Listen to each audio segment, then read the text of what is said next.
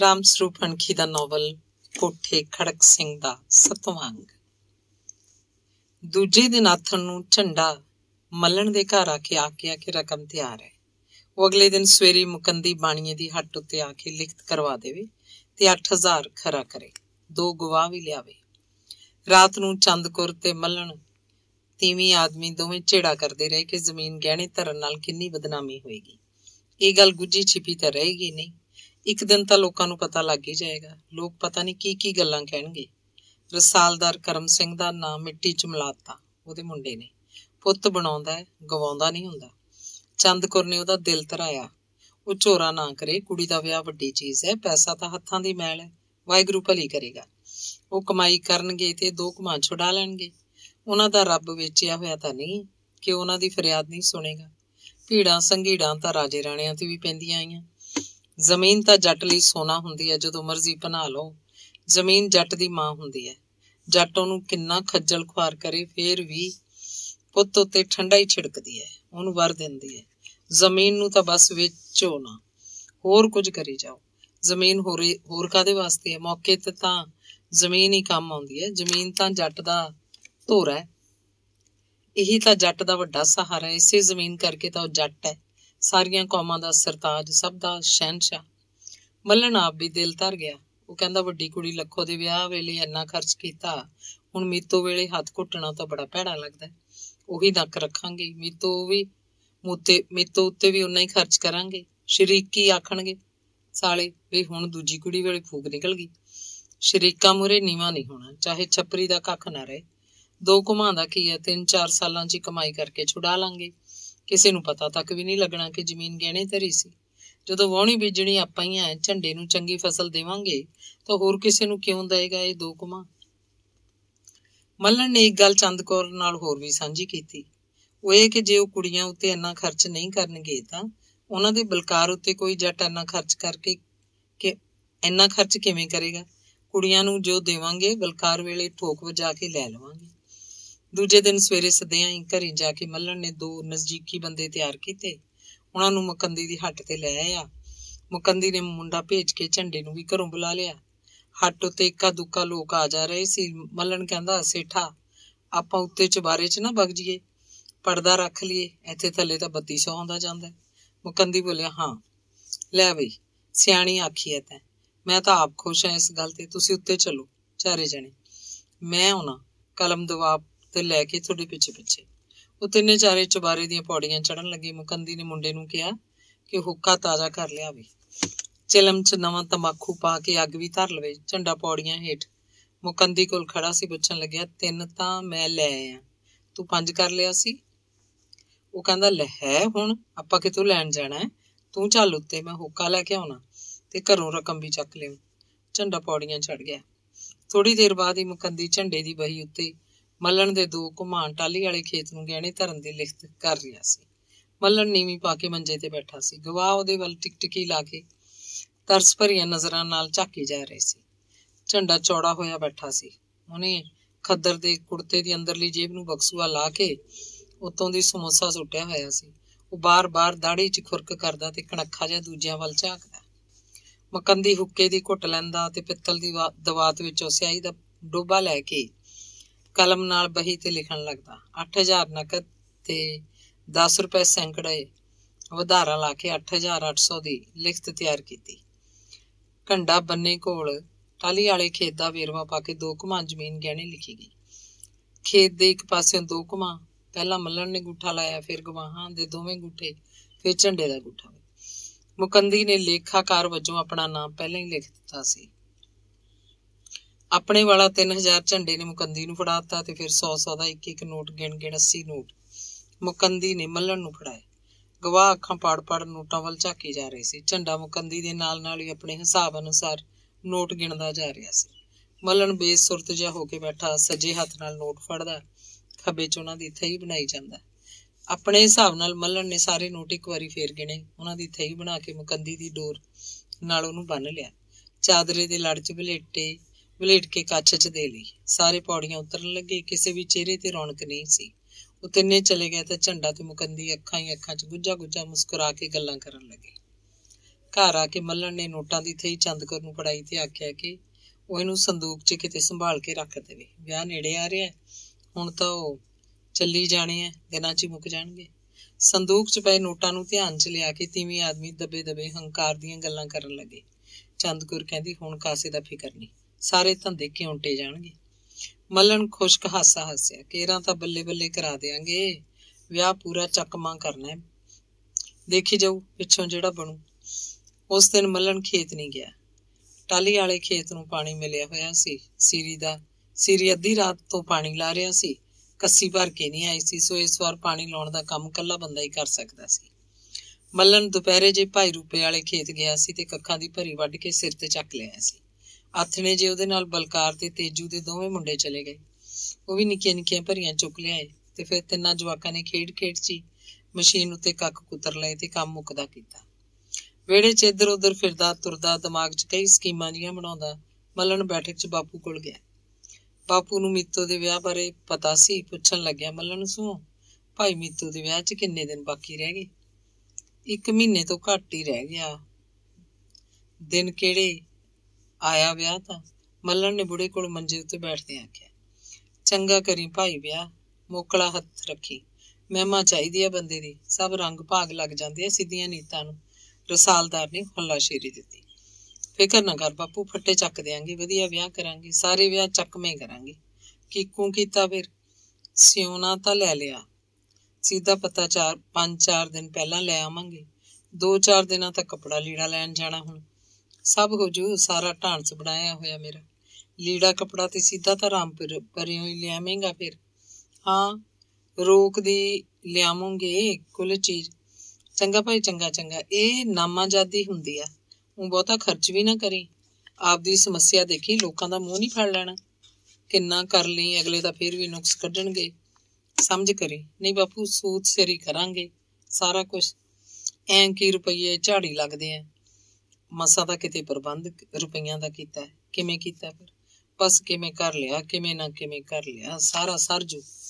ਵਿਆਜੂ ਪੈਸਾ ਬੇਸ਼ੱਕ ਚੁੱਕ ਲਈ, ਬਾਣੀਆਂ ਤਾਂ ਖੂਹ 'ਚ ਇੱਟ ਹੁੰਦੀ ਹੈ, ਬਾਹਰ ਕੋਈ ਗੱਲ ਨਹੀਂ ਨਿਕਲਦੀ। ਜ਼ਮੀਨ ਨਾ ਧਰ ਬੈਠੀ ਕਿਤੇ, ਜ਼ਮੀਨ ਗਹਿਣੇ ਧਰਨ ਦਾ ਬਹੁਤ ਵੱਡਾ ਮਿਹਣਾ ਹੁੰਦਾ। ਮਿਹਣਾ ਤਾਂ ਕਾਹਦਾ ਬਾਪੂ, ਜਿਹਦੀ ਜ਼ਮੀਨ ਹੋਊ ਉਹੀ ਗਹਿਣੇ ਧਰੂ, ਨੰਗ ਕੀ ਧਰ ਦੂ ਜਿਹਦੇ ਹੈ ਹੀ ਨਹੀਂ। ਉਹ ਤਾਂ ਠੀਕ ਆ, ਪਰ ਦੇਖ ਬਾਪੂ, 10 ਦਿਨਾਂ ਤੈਨੂੰ 6000 ਤਾਂ ਵਿਆਜੂ ਲਿਆ ਮੁਕੰਦੀ ਤੋਂ, 2 ਘੁਮਾਨ ਝੰਡੇ ਨੂੰ ਦੇਤੀ 8000 ਦੀ, 14000 ਨਾਲ ਸਾਰਾ ਜੰਗ ਟੱਪ ਜੂ। ਇੰਨੇ ਬਿਨਾਂ ਸਰਦਾ ਨਹੀਂ ਸੀ। ਹਲਾ ਜ਼ਮੀਨ ਗਹਿਣੇ ਧਰਤੀ? ਹਾਂ, ਇਹ ਕੋਈ ਮਿਹਣਾ ਨਹੀਂ ਬਾਪੂ, 2 ਸਾਲਾਂ ਨੂੰ ਛੁਡਾ ਲਾਂਗੇ, ਪੈਸਾ ਤਾਂ ਹੱਥਾਂ ਦੀ ਮਹਿਲ ਹੈ, ਕਮਾਈ ਪੂਰੀ ਕਰਨੀ ਹੈ ਗਾਹਾਂ ਨੂੰ। ਕਿਹੜੀ ਧਰੀ ਹੈ? ਭਾਈ ਰੂਪੇ ਵਾਲੀ? ਨਹੀਂ, ਉਧਰੋਂ ਦਿੱਤੀ ਹੈ, ਟਾਹਲੀ ਵਾਲੇ ਖੇਤੋਂ। ਹਲਾ ਚੰਗਾ ਭਾਈ। ਤੇ ਫਿਰ ਮੱਲਣ ਵਿਆਹ ਦੀਆਂ ਹੋਰ ਗੱਲਾਂ ਦੱਸਦਾ ਰਿਹਾ। ਬੜਾ ਹੁੰਗਾਰ ਨਹੀਂ ਭਰਦਾ ਸੀ। ਮੱਲਣ ਕੋਈ ਗੱਲ ਪੁੱਛਦਾ ਤਾਂ ਵੀ ਉਹ ਜਵਾਬ ਨਾ ਦਿੰਦਾ, ਗੁੰਮਸੁੰਮ ਬਣ ਕੇ ਬੈਠ ਗਿਆ। ਜੀਤੋ ਬਾਬੇ ਖਾਤਰ ਰੋਟੀ ਲੈ ਕੇ ਆਈ। ਉਹਨੇ ਲੋਹੇ ਦੀ ਕੁਰਸੀ ਤੇ ਥਾਲੀ ਰਖਵਾ ਤਾਂ ਲਈ, ਪਰ ਅੱਧੀ ਰੋਟੀ ਖਾ ਕੇ ਜਿਵੇਂ ਉਹ ਰੱਜ ਗਿਆ ਹੋਵੇ। ਆਲੂ ਗੋਭੀ ਦੀ ਭਾਜੀ ਬਹੁਤ ਸਵਾਦ ਬਣੀ ਸੀ। ਆਲੂ ਗੋਭੀ ਤਾਂ ਉਹ ਚਾਹ ਕੇ ਖਾਂਦਾ ਹੁੰਦਾ, ਸਗੋਂ ਕਦੇ ਕਦੇ ਕਹਿ ਕੇ ਆਲੂ ਗੋਭੀ ਬਣਵਾਉਂਦਾ, 2 ਫੁਲਕੇ ਵੱਧ ਖਾਇਆ ਜਾ ਕਰਦਾ। ਅੱਜ ਉਹਨੂੰ ਪਤਾ ਨਹੀਂ ਕੀ ਹੋ ਗਿਆ। ਉਹਨੇ ਗੜਵੀ ਵਿੱਚੋਂ ਪਾਣੀ ਲੈ ਕੇ ਹੱਥ ਧੋ ਲਏ, ਕੁਰਲੀ ਕਰ ਲਈ, ਸਮੋਸੇ ਨਾਲ ਹੱਥ ਮੂੰਹ ਪੂੰਝ ਕੇ ਵਾਕਰੂ ਕਰਨ ਲੱਗ ਪਿਆ। ਮੰਜੇ ਤੇ ਪਏ ਉਹਨੂੰ ਯਾਦ ਆਇਆ, ਪੈਨਸ਼ਨ ਆ ਕੇ 10 ਘੁਮਾਂ ਜ਼ਮੀਨ ਉਹਨੇ ਕਿਵੇਂ ਔਖ 'ਚ ਖਰੀਦੀ। ਫੌਜ 'ਚ ਜੋੜਿਆ ਸਾਰਾ ਪੈਸਾ ਲਾਤਾ, ਘਰ ਦੀ ਬਾਕੀ ਕੁੱਲ ਰਿਣੀ ਚਿਣੀ ਵੀ। ਇਹ ਖੇਤ ਅੱਕ ਝਾੜ, ਮਲਿਆਂ ਬੂਟਿਆਂ, ਕਿੱਕਰਾਂ, ਜੰਡ ਫਲਾਈਆਂ ਦਾ ਇੱਕ ਜੰਗਲ ਹੀ ਤਾਂ ਸੀ। ਕਿਤੋਂ ਉੱਚੀ ਧਰਤੀ, ਕਿਤੋਂ ਨੀਵੀਂ, ਕਹੀ ਫੜ ਕੇ ਉਹਨੇ ਇੱਕ ਯੁੱਧ ਲੜਿਆ ਸੀ, ਸੰਸਾਰ ਜੰਗ ਵਰਗਾ ਯੁੱਧ। 2 ਸਾਲਾਂ 'ਚ ਕੁੱਲ ਦਰਖਤ ਧਰਤੀ ਵਿੱਚੋਂ ਪੁੱਟਦੇ ਸੀ, ਜ਼ਮੀਨ ਪੱਧਰ ਬਣਾਤੀ ਸੀ। ਰਸਾਲਦਾਰ ਨੂੰ ਲੱਗ ਰਿਹਾ ਸੀ ਟਾਹਲੀ ਵਾਲੇ ਖੇਤ ਦੀ ਇਹ 10 ਘੁਮਾਂ ਧਰਤੀ ਉਹਨੇ ਜਿਵੇਂ ਕਦੇ ਆਪਣੇ ਸਰੀਰ 'ਚੋਂ ਪੈਦਾ ਕੀਤੀ ਹੋਵੇ। ਉਹਦੇ ਮੁੰਡੇ ਮੱਲਣ ਨੇ ਹੁਣ 2 ਘੁਮਾਂ ਜ਼ਮੀਨ ਗਹਿਣੇ ਧਰ ਕੇ ਜਿਵੇਂ ਉਹਦੇ ਸਰੀਰ ਦੇ ਕਿਸੇ ਅੰਗ ਨੂੰ ਕੱਟ ਦਿੱਤਾ ਸੀ। ਰਸਾਲਦਾਰ ਦਾ ਜੀਵਨ ਭਰ ਦਾ ਤਜਰਬਾ ਸੀ। ਉਹਨੂੰ ਪਤਾ ਸੀ ਜੱਟ ਦੀ ਇੱਕ ਵਾਰ ਗਹਿਣੇ ਟਿਕੀ ਜ਼ਮੀਨ ਮੁੜ ਕੇ ਕਦੇ ਨਹੀਂ ਛੁੱਟਦੀ। ਜੇ ਜੱਟ ਦੀਆਂ ਲੋੜਾਂ ਮੁੱਕਣ ਤਾਂ ਜ਼ਮੀਨ ਛੁੱਟੇ। ਗਹਿਣੇ ਦੀ ਜ਼ਮੀਨ ਉੱਤੇ ਤਾਂ ਸਗੋਂ ਹੋਰ ਪੈਸਾ ਵਧਣ ਲੱਗਦਾ ਹੈ। ਜਿਉਂ-ਜਿਉਂ ਜੱਟ ਦੀਆਂ ਗਰਜਾਂ ਵੱਧਦੀਆਂ ਜਾਂਦੀਆਂ, ਗਹਿਣੇ ਦਾ ਪੈਸਾ ਵੀ ਵੱਧਦਾ ਜਾਂਦਾ ਹੈ। ਗਹਿਣੇ ਵਾਲੀ ਜ਼ਮੀਨ ਦੇ ਨਾਲ ਲੱਗਦੀ ਜ਼ਮੀਨ ਫੇਰ ਗਹਿਣੇ ਟਿਕਣ ਲੱਗਦੀ ਹੈ। ਰਸਾਲਦਾਰ ਨੂੰ ਪੱਕਾ ਯਕੀਨ ਹੋ ਗਿਆ। ਲੱਗਦਾ ਸੀ ਕਿ ਜਿਉਂ ਵਰੇ ਬੀਤਦੇ ਜਾਣਗੇ ਟਾਹਲੀ ਵਾਲਾ ਖੇਤ ਗਹਿਣੇ ਪੈਂਦਾ ਜਾਊਗਾ। ਇੱਕ ਦਿਨ ਸਾਰਾ ਖੇਤ ਹੀ ਦੂਜੇ ਦੇ ਢਿੱਡ 'ਚ ਜਾ ਪਏਗਾ ਤੇ ਅਖੀਰ ਇੱਕ ਦਿਨ ਅਜਿਹਾ ਵੀ ਆਏਗਾ ਜਦੋਂ ਮੱਲਣ ਇਹ 10 ਘੁਮਾਂ ਨੂੰ ਬੈ ਕਰਕੇ ਸਿਰਫ 6 ਘੁਮਾਂ ਭਾਈ ਰੂਪੇ ਵਾਲੀ ਖੇਤ ਦਾ ਮਾਲਕ ਰਹਿ ਜਾਏਗਾ। ਰਸਾਲਦਾਰ ਨੂੰ ਮਹਿਸੂਸ ਹੋਇਆ ਜਿਵੇਂ ਉਹਦਾ ਖੇਤ ਗਹਿਣੇ ਨਾ ਟਿਕਿਆ ਹੋਵੇ, ਸਗੋਂ ਉਹਦਾ ਆਪਣਾ ਸਰੀਰ ਕਿਸੇ ਡੈਣ ਨੇ ਖਾ ਲਿਆ ਹੋਵੇ। ਰਸਾਲਦਾਰ ਤੋਂ ਸਵੇਰੇ ਉੱਠਿਆ ਨਾ ਗਿਆ। ਜੀਤੋ ਨੇ ਹਾਕਾਂ ਮਾਰੀਆਂ, ਉਹਨੇ ਮਸਾਂ ਹੀ ਅੱਖਾਂ ਖੋਲੀਆਂ, ਨਹੀਂ ਤਾਂ ਪਹਿਲੇ ਉਹ ਆਪ ਹੀ ਸਵੇਰੇ ਸਵੇਰੇ ਜਾਗ ਪੈਂਦਾ। ਜੰਗਲ ਪਾਣੀ ਜਾ ਆਉਂਦਾ, ਦਾਤਣ ਕਰ ਲੈਂਦਾ, ਮੂੰਹ ਹੱਥ ਧੋ ਕੇ ਬਾਣੀ ਪੜ੍ਹਨ ਲੱਗਦਾ। ਇੰਨੇ ਨੂੰ ਘਰ 'ਚ ਚਾਹ ਬਣ ਚੁੱਕੀ ਹੁੰਦੀ, ਪਰ ਅੱਜ ਜੀਤੋ ਚਾਹ ਲੈ ਕੇ ਆਈ ਤਾਂ ਉਵੇਂ ਦਾ ਉਵੇਂ ਪਿਆ ਸੀ, ਬੇਜਾਨ ਜਿਹਾ, ਜਿਵੇਂ ਦੇ ਸਰੀਰ 'ਚ ਕੋਈ ਤਾਣ ਨਾ ਰਹਿ ਗਿਆ ਹੋਵੇ। ਅੰਗ 8ਵਾਂ। ਉਹਨਾਂ ਦਿਨਾਂ 'ਚ ਇੱਕ ਲਾਰੀ ਰਾਮਪੁਰੇ ਨੂੰ ਚੱਲਦੀ ਹੁੰਦੀ। ਇਹ ਲਾਰੀ ਦਿਆਲਪੁਰੇ ਤੋਂ ਸਵੇਰੇ 6 ਵਜੇ ਤੁਰਦੀ। ਦਿਆਲਪੁਰੇ ਤੋਂ ਭਾਈਪੁਰਾ, ਭਾਈਪੁਰੇ ਤੋਂ ਕੋਠੀ ਖੜਕ ਸਿੰਘ, ਫਿਰ ਬੁਰਜ ਗਿੱਲਾਂ, ਹਾਕਮ ਸਿੰਘ ਵਾਲਾ, ਸਧਾਣਿਆਂ ਦੇ ਪੁਲ ਤੇ, ਫਿਰ ਪੁਲਾਂ ਤੋਂ ਸੜਕ ਪੈ ਕੇ ਫੂਲ ਪਹੁੰਚਦੀ। ਫੂਲ ਤੋਂ ਰਾਮਪੁਰਾ ਮੰਡੀ, ਰਾਮਪੁਰੇ 12 ਵਾਲੀ ਗੱਡੀ ਤੋਂ ਪਹਿਲਾਂ ਪਹਿਲਾਂ ਪਹੁੰਚ ਜਾਂਦੀ। ਉਧਰੋਂ ਫਿਰ 4 ਵਜੇ ਚੱਲਦੀ ਤੇ ਹਨੇਰੇ ਹੋਏ ਦਿਆਲਪੁਰੇ ਆਉਂਦੀ। ਇਸ ਲਾਰੀ ਦਾ ਬੜਾ ਸੁੱਖ ਸੀ। ਪਿੰਡਾਂ ਦੇ ਲੋਕ ਘਰ ਦੀਆਂ ਜ਼ਰੂਰੀ ਚੀਜ਼ਾਂ ਖਰੀਦਣ ਲਈ ਰਾਮਪੁਰੇ ਜਾਂਦੇ, ਸਵੇਰੇ ਜਾ ਕੇ ਆਥਣ ਨੂੰ ਘਰ ਆ ਵੜਦੇ। ਤੀਵੀਆਂ ਮਾਣੀਆਂ ਕੱਲੀਆਂ ਵੀ ਚਲੀਆਂ ਜਾਂਦੀਆਂ। ਲਾਰੀ ਦੀ ਛੱਤ ਉੱਤੇ ਸਮਾਨ ਲੱਦ ਦਿੱਤਾ ਜਾਂਦਾ। ਜਿੱਥੇ ਜਿੱਥੇ ਲਾਰੀ ਠਹਿਰਦੀ, ਸਵਾਰੀਆਂ ਆਪੋ ਆਪਣਾ ਸਮਾਨ ਉਤਾਰਦੀਆਂ ਚਲੀਆਂ ਜਾਂਦੀਆਂ। ਡਰਾਈਵਰ ਦੀ ਪਿੱਠ ਨਾਲ ਇੱਕ ਕੈਬਨ ਜਿਹਾ ਹੁੰਦਾ, ਜਿਸ 'ਚ 2 ਬੈਂਚ ਲੱਗੇ ਹੁੰਦੇ। ਇਸ ਕੈਬਨ 'ਚ ਜਨਾਨਾ ਸਵਾਰੀ ਬੈਠਦੀ। ਪਿਛਲੇ ਹਿੱਸੇ 'ਚ ਇੱਕ ਬੈਂਚ ਚੌੜੇ ਲੋਟ ਦੇ ਤੇ 2 ਬੈਂਚ ਲੰਮੇ ਲੋਟ ਲੱਗੇ ਹੁੰਦੇ। ਇਸ 'ਚ ਮਰਦਾਨਾ ਸਵਾਰੀਆਂ ਬੈਠਦੀਆਂ। ਬੈਂਚਾਂ ਤੋਂ ਥੱਲੇ ਵੀ ਲੋਕ ਤੂੜ ਕੇ ਬੈਠ ਜਾਂਦੇ। ਦਿਆਲਪੁਰੇ ਤੋਂ ਤਾਂ ਲਾਰੀ ਸਮੇਂ ਸਿਰ ਚੱਲ ਪੈਂਦੀ, ਪਰ ਰਾਮਪੁਰੇ ਤੋਂ ਇਹਦੇ ਮੁੜ ਕੇ ਚੱਲਣ ਦਾ ਕੋਈ ਵੇਲਾ ਨਹੀਂ ਸੀ। ਕਹਿਣ ਨੂੰ 4 ਵਜੇ ਦਾ ਸਮਾਂ ਸੀ, ਪਰ ਉੱਥੇ ਤਾਂ ਉਦੋਂ ਹੀ ਚੱਲਦੀ ਜਦੋਂ ਇੱਕ ਵੀ ਸਵਾਰੀ ਕੋਈ ਬਾਕੀ ਨਾ ਰਹਿ ਗਈ ਹੁੰਦੀ। ਸੂਏ ਕੋਲ ਗੁਰਦੁਆਰੇ ਸਾਹਮਣੇ ਰਬੜ ਦੇ ਹਾਰਨ ਦੀ ਪੌਂ ਪੌਂ ਹੁੰਦੀ ਰਹਿੰਦੀ। ਸਧਾਣਿਆਂ ਦੇ ਪੁਲ ਤੋਂ ਦਿਆਲਪੁਰੇ ਤੱਕ ਲਾਰੀ ਦਾ ਕੱਚਾ ਰਾਹ ਸੀ। ਪਿਆਂ 'ਚ ਰੇਤਾ ਹੀ ਰੇਤਾ ਹੁੰਦਾ। ਹਰ 2 ਪਿੰਡਾਂ ਵਿਚਕਾਰ 2 ਬੰਦੇ ਜਿੱਦਰਾ ਲੈ ਕੇ ਕੰਮ ਕਰਦੇ। ਲਾਰੀ ਆਉਣ ਤੋਂ ਪਹਿਲਾਂ ਦੋਵੇਂ ਵਕਤੋਂ ਲੀਹਾਂ ਵਿੱਚੋਂ ਰੇਤਾ ਕੱਢਦੇ। ਫਿਰ ਵੀ ਕਿਸੇ ਥਾਂ ਲਾਰੀ ਅੜ ਜਾਂਦੀ ਤਾਂ ਸਵਾਰੀਆਂ ਥੱਲੇ ਉਤਰ ਕੇ ਧੱਕਾ ਲਾਉਂਦੀਆਂ, ਤਾਂ ਗਾਹਾਂ ਜਾ ਕੇ ਫੇਰ ਚੜ ਜਾਂਦੀਆਂ। ਮੱਲਣ ਤੇ ਚੰਦ ਕੌਰ ਨੇ ਸਲਾਹ ਬਣਾਈ ਕਿ ਲੀੜਾ ਕੱਪੜਾ ਤਾਂ 2 ਦਿਨ ਪੱਛੜ ਕੇ ਖਰੀਦ ਲਿਆ ਜਾਊ, ਪਹਿਲਾਂ ਖੰਡ ਤੇ ਘਿਓ ਲਿਆ ਕੇ ਘਰ ਰੱਖਤਾ ਜਾਵੇ। ਕੰਟਰੋਲ ਦਾ ਜ਼ਮਾਨਾ, ਕੀ ਪਤਾ ਫਿਰ ਇਹ ਚੀਜ਼ਾਂ ਮੌਕੇ ਤੇ ਨਾ ਮਿਲਣ। ਕੋਠੀ ਖੜਕ ਸਿੰਘ ਸਵੇਰੇ ਲਾਰੀ 7 ਵਜੇ ਪਹੁੰਚਿਆ ਕਰਦੀ ਸੀ। ਉਹਨਾਂ ਨੇ 2000 ਰੁਪਇਆ ਜੇਬ 'ਚ ਪਾਇਆ, ਲਾਰੀ 'ਚ ਜਾ ਬੈਠੇ। ਉਸ ਦਿਨ ਪ੍ਰੀਤਮ ਦਾ ਗੱਡਾ 2-3 ਘਰਾਂ ਦੀ ਕਣਕ ਲੈ ਕੇ ਰਾਮਪੁਰੇ ਨੂੰ ਗਿਆ ਸੀ। 4 ਬੋਰੀਆਂ ਪ੍ਰੀਤਮ ਦੀਆਂ ਆਪਣੀਆਂ ਸੀ। ਪ੍ਰੀਤਮ ਨੇ ਮੰਡੀਓਂ ਖਲਬੜੇਵੇਂ ਲੈ ਕੇ ਆਉਣੇ ਸੀ। ਮੱਲਣ ਨੇ ਪ੍ਰੀਤਮ ਨਾਲ ਗੱਲ ਕੀਤੀ ਕਿ ਮੁੜਦਾ ਹੋਇਆ ਉਹਨਾਂ ਦੇ ਘਿਓ ਦੇ ਪੀਪੇ ਤੇ ਖੰਡ ਦੀਆਂ ਬੋਰੀਆਂ ਵੀ ਚੁੱਕ ਲਿਆਵੇ। ਰਾਮਪੁਰੇ ਪਹੁੰਚ ਕੇ ਪਹਿਲਾਂ ਉਹ ਆਪਣੇ ਪਿੰਡ ਵਾਲੇ ਆੜ੍ਹਤੀਏ ਦੀ ਦੁਕਾਨ ਤੇ ਗਏ। ਦੁਕਾਨ ਅੱਗੇ ਕੋਈ ਢੇਰੀ ਕਣਕ ਦੀ ਲੱਗੀ ਸੀ, ਕੋਈ ਢੇਰੀ ਛੋਲਿਆਂ ਦੀ ਵੀ। ਕੋਈ ਜੱਟ ਹੀ ਇਸ ਮੌਸਮ 'ਚ ਦਾਣੇ ਵੇਚਣ ਆਉਂਦਾ। ਵੱਡੇ ਘਰ ਤਾਂ ਇਸ ਮੌਸਮ 'ਚ ਆਪਣੀਆਂ ਕਣਕਾਂ ਥੋੜੇ ਟੁੱਟੇ ਜੱਟਾਂ ਨੂੰ ਡੂਢੀਆਂ ਸਫਾਈਆਂ ਤੇ ਦੇ ਦਿੰਦੇ, ਜਾਂ ਦਲਿਤਾਂ ਨੂੰ ਮਹਿੰਗੇ ਭਾਅ ਵੇਚਦੇ। ਜਿਨ੍ਹਾਂ ਛੋਟੇ ਘਰਾਂ ਕੋਲ ਥੋੜੀ ਮੋਟੀ ਕਣਕ ਵਾਧੂ ਹੁੰਦੀ, ਉਹਨਾਂ ਨੇ ਹੋਰ ਗਰਜਾਂ ਪੂਰੀਆਂ ਕਰਨੀਆਂ ਹੁੰਦੀਆਂ, ਉਹ ਕਣਕ ਨੂੰ ਮੰਡੀ ਜਾ ਕੇ ਵੇਚਦੇ। ਡੂਢੀ ਸਵਾਈ ਤੇ ਦਾਣੇ ਦੇਣ ਦਾ ਧੰਦਾ ਉਹਨਾਂ ਕੋਲੋਂ ਨਹੀਂ ਚੱਲਦਾ ਸੀ। 2 ਪਸੇਰੀਆਂ 4 ਪੰਸੇਰੀਆਂ ਜਾਂ ਮਣ ਧੌਣ ਵੇਚਣ ਦਾ ਝੰਜਟ ਵੀ ਉਹ ਨਾ ਸਹੇੜਦੇ। ਪਿੰਡ ਦੇ ਬਾਣੀਏ ਨੂੰ ਕਣਕ ਵੇਚੀ ਜਾਂਦੀ ਤਾਂ ਉਹ ਥੁੱਕ ਲੁੱਕ ਕੇ ਭਾਅ ਲੁੱਟਣ ਦਾ ਕੰਮ ਕਰਦਾ। ਸੋ ਇਹ ਤੋਂ ਚੰਗਾ ਇਹ ਹੁੰਦਾ ਕਿ ਮੰਡੀ ਜਾਣ, ਕਣਕ ਵੇਚਣ, ਪੈਸੇ ਨਗਦ ਲੈ ਕੇ ਆਪਣਾ ਸੌਦਾ ਸੂਤ ਖਰੀਦ ਲਿਆਉਣ। ਖੁੱਲੇ ਭਾਅ ਖੰਡ ਤੇ ਘਿਓ ਕਿਧਰੇ ਵੀ ਨਹੀਂ ਮਿਲਦੇ ਸੀ। ਆੜ੍ਹਤੀਆ ਸਭ ਚੋਰ ਮੋਰੀਆਂ ਜਾਣਦਾ ਸੀ। ਉਹਨੇ ਪਹਿਲੇ ਬੋਲ ਤਾਂ ਜਵਾਬ ਦੇ ਦਿੱਤਾ, ਕਹਿੰਦਾ ਮੁਸ਼ਕਿਲ ਆ ਭਾਈ, ਜੇ ਹੀ ਗੱਲ ਬਣੇ। ਮੱਲਣ ਤੇ ਚੰਦ ਕੌਰ ਲੇਲੜੀਆਂ ਜੀਆਂ ਕੱਢਣ ਲੱਗੇ ਤਾਂ ਬੋਲਿਆ, ਵੇਖ ਲੈਂਦੇ ਆ ਕੋਸ਼ਿਸ਼ ਕਰਕੇ, ਕੀ ਆ ਕਿਸੇ ਦੇ ਮਨ ਮਿਹਰ ਪੈ ਜੇ। ਅਜਿਹਾ ਕਰਨ ਨਾਲ ਦੋਵੇਂ ਧਿਰਾਂ ਖੁਸ਼ ਹੁੰਦੀਆਂ। ਦੇਣ ਵਾਲੇ ਦੀ ਬਲੈਕ ਖੜੀ ਹੁੰਦੀ, ਲੈਣ ਵਾਲਾ ਦਾ ਕੰਮ ਬਣ ਗਿਆ। ਦੇਖ ਕੇ ਬਾਗੋ ਬਾਗ ਸਾਰੀ ਉਮਰ ਗੁਣ ਗਾਉਂਦੇ। ਉਹ ਧੋਤੀ ਦਾ ਲੜ ਕੱਸ ਕੇ ਦੁਕਾਨ ਵਿੱਚੋਂ ਨਿਕਲਿਆ, ਇੱਧਰ ਉੱਧਰ ਬਾਜ਼ਾਰ 'ਚ ਗਵਾਚ ਗਿਆ। ਵਾਪਸ ਆ ਕੇ ਉਹਨੇ ਮੱਲਣ ਤੋਂ ਪੈਸੇ ਫੜੇ। ਕਹਿੰਦਾ, ਚੱਲ ਗੱਡੇ ਵਾਲੇ ਨੂੰ ਲਿਆ, ਕਿੱਥੇ ਆ ਹੁਣ, ਚਿਰ ਨਾ ਲਾ ਤੂੰ ਕੇਰਾਂ। ਮੱਲਣ ਤੇ ਚੰਦ ਕੌਰ ਦੀ ਅੱਡੀ ਨਹੀਂ ਲੱਗ ਰਹੀ ਸੀ। ਮੱਲਣ ਨੇ ਪ੍ਰੀਤਮ ਨੂੰ ਲੱਭ ਲਿਆਂਦਾ। ਦੁਕਾਨ ਦੇ ਪਿਛਲੇ ਪਾਸੇ ਸੁੰਨੀ ਗਲੀ 'ਚ ਗੱਡਾ ਲਿਆਂਦਾ ਗਿਆ। ਅੱਖ ਦੇ ਫੋਰ 'ਚ ਬਾਣੀਏ ਨੇ 6 ਪੀਪੇ ਘਿਓ ਦੇ ਚੁਕਵਾਤੇ। ਕਹਿੰਦਾ, ਪੀਪਿਆਂ ਉੱਤੇ ਦੌੜੇ ਜਾਂ ਪੱਲੀਆਂ ਸਿੱਟ ਲਓ ਤਾਂ ਜਾਇਓ, ਖੜੋ ਨਾ ਇੱਥੇ। ਏਦਾਂ ਹੀ ਇੱਕ ਹੋਰ ਬਾਣੀਏ ਨੇ ਕੀਤਾ। 2 ਬੋਰੀਆਂ ਖੰਡ ਦੀਆਂ ਗੱਡੇ 'ਚ ਫਟਾਫਟ ਧਰ ਲਈਆਂ। ਪ੍ਰੀਤਮ ਆਪਣਾ ਸਮਾਨ ਪਹਿਲਾਂ ਹੀ ਖਰੀਦ ਬੈਠਾ ਸੀ। ਉਹ ਲਾਰੀ ਤੋਂ ਕਦੇ ਦਾ ਪਹਿਲਾਂ ਮੰਡੀ ਆ ਚੁੱਕਿਆ ਸੀ। ਆਉਂਦੇ ਹੀ ਕਣਕ ਦੀ ਬੋਲੀ ਲੱਗ ਗਈ। ਉੱਥੋਂ ਹੀ ਉਹਨੇ ਬਲਦਾਂ ਨੂੰ ਇੱਕ ਪੁਰਾਣੀ ਲਾਈ ਤੇ ਮੰਡੀੋਂ ਬਾਹਰ ਨਿਕਲ ਪਿਆ। ਸੂਏ ਦਾ ਪੁਲ ਟੱਪ ਕੇ ਉਹ ਗੱਡੀ 'ਚ ਰੱਖੇ ਸਮਾਨ ਦੀ ਨਿਰਖ ਪਰਖ ਜੀ ਕਰਨ ਲੱਗਿਆ। ਸਾਰਾ ਸਮਾਨ ਠੀਕ ਟਿਕਿਆ ਹੋਇਆ ਸੀ। ਮੱਲਣ ਦੇ ਤੇ ਚੰਦਕੁਰ ਵੀ ਗੱਡੇ 'ਚ ਹੀ ਬੈਠ ਗਏ ਸੀ। ਲਾਰੀ ਉੱਤੇ ਪੈਸੇ ਲਾਉਣ ਦਾ ਕੀ ਮਤਲਬ? ਗੱਡੇ 'ਚ ਬੈਠਣ ਨਾਲ ਸਮਾਨ ਵੱਲ ਵੀ ਨਜ਼ਰ ਰਹੂਗੀ। ਸੜਕ ਜਾ ਰਹੇ ਉਹ ਬਾਣੀਆਂ ਦੀਆਂ ਗੱਲਾਂ ਕਰਕੇ ਹੱਸ ਰਹੇ ਸੀ। ਚੰਦਕੁਰ ਆੜਤੀਏ ਦੀ ਨਕਲ ਉਤਾਰ ਕੇ ਦੋਵਾਂ ਨੂੰ ਹਸਾ ਰਹੀ ਸੀ। ਦਿਨ ਦੇ ਛਪਾਅ ਨਾਲ ਗੱਡਾ ਪਿੰਡ ਪਹੁੰਚਿਆ। ਰਸਾਲਦਾਰ ਕਰਮ ਸਿੰਘ ਦੀ ਹਾਲਤ ਬਹੁਤ ਖਰਾਬ ਸੀ। ਸਵੇਰੇ ਚਾਹ ਦੀਆਂ 2 ਘੁੱਟਾਂ ਤਾਂ ਉਹਨੇ ਲੈ ਲਈਆਂ, ਪਰ ਦੁਪਹਿਰ ਦੀ ਰੋਟੀ ਵੇਲੇ ਨਹੀਂ ਉੱਠਿਆ। ਸੁਰਤ ਤਾਂ ਸੀ, ਪਰ ਰੋਟੀ ਖਾਣ ਲਈ ਮੰਨਿਆ ਨਹੀਂ। ਜੀਤੋ ਉਵੇਂ ਰੋਟੀ ਵਾਲੀ ਥਾਲੀ ਮੋੜ ਕੇ ਲੈ ਗਈ। ਪਿਛਲੇ ਪਹਿਰ ਦੀ ਚਾਹ ਵੇਲੇ ਤਾਂ ਉਹ ਬੋਲਿਆ ਵੀ ਨਹੀਂ। ਚਾਹ ਕਾਹਦੀ ਪੀਣੀ ਸੀ, ਤੇ ਹੁਣ ਆਥਣ ਹੋ ਚੁੱਕਿਆ ਸੀ। ਜੀਤੋ, ਮੀਤੋ ਤੇ ਬਲਕਾਰ ਤਿੰਨਾਂ ਨੇ ਉਹਨੂੰ ਉਹਦੇ ਹੱਥ ਪੈਰ ਹਿਲਾ ਬੁਲਾਇਆ, ਪਰ ਉਹ ਤਾਂ ਬੋਲਦਾ ਹੀ ਨਹੀਂ ਸੀ। ਹਾਕ ਮਾਰੀ ਤੋਂ ਮਾਮੂਲੀ ਜਿਹਾ ਅੱਖਾਂ ਪੁੱਟਦਾ ਤੇ ਬਸ। ਉਹਦੇ ਹੱਥ ਦੀ ਨਬਜ਼ ਚੱਲ ਰਹੀ ਸੀ, ਪਰ ਉਹ ਇੱਕ ਥਾਂ ਹੀ ਆਕੜਿਆ ਜਿਹਾ ਪਿਆ ਸੀ। ਹੁਣ ਕੋਈ ਸੁਰਤ ਨਹੀਂ ਸੀ। ਤੇ ਫਿਰ ਜਦੋਂ ਮੱਲਣ ਤੇ ਚੰਦਕੁਰ ਘਰ ਪਹੁੰਚੇ, ਗੱਡੇ 'ਚੋਂ ਸਮਾਨ ਲੁਹਾਇਆ, ਤਿੰਨਾਂ ਬੱਚਿਆਂ ਨੇ ਇਕੱਠੇ ਬੋਲ ਬਾਬੇ ਦੀ ਮਾੜੀ ਹਾਲਤ ਦੱਸੀ। ਮੱਲਣ ਤੇ ਚੰਦਕੁਰ ਬੈਠਕ 'ਚ ਗਏ। ਬੁੜੇ ਨੂੰ ਦਮਕਸੀ ਲੱਗੀ ਹੋਈ ਸੀ। ਮੁਸ਼ਕਲ ਨਾਲ ਹੀ ਖਿੱਚਵਾਂ ਸਾਹ ਆ ਰਿਹਾ ਸੀ। ਢਿੱਡ ਜਿਵੇਂ ਲੁਹਾਰ ਦੀ ਧੌਂਕਣੀ ਹੋਵੇ। ਅੱਖਾਂ ਖੁੱਲੀਆਂ, ਆਂਡੇ ਰੀਠਿਆਂ ਵਾਂਗ ਅਹਿਲ ਤੇ ਬੇਜਾਨ। ਮੱਲਣ ਨੇ ਬੁਲਾਇਆ। ਹੁਣ ਤੋਂ ਭੋਰਾ ਵੀ ਸੁਰਤ ਨਹੀਂ ਸੀ।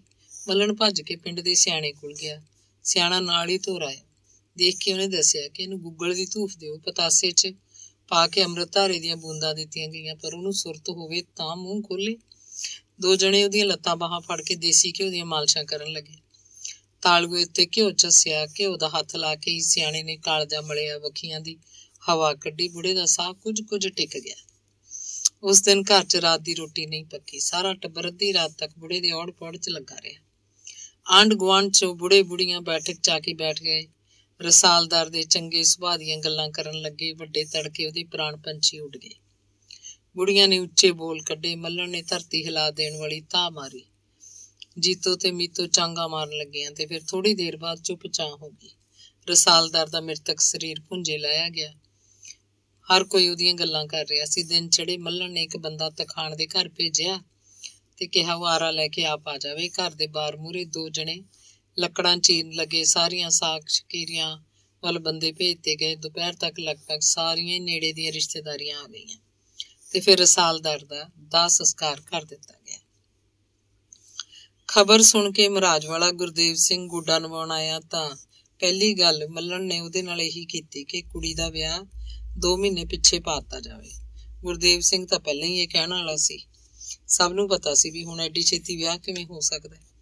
ਕੁਝ ਦਿਨਾਂ ਬਾਅਦ ਗੁਰਦੇਵ ਸਿੰਘ ਧੂਰਕੁਟ ਗਿਆ ਤੇ ਵਿਆਹ ਪਿੱਛੇ ਪੁਆ ਆਇਆ। 3 ਫੱਗਣ ਦੀ ਥਾਂ 10 ਹਾੜ ਦਾ।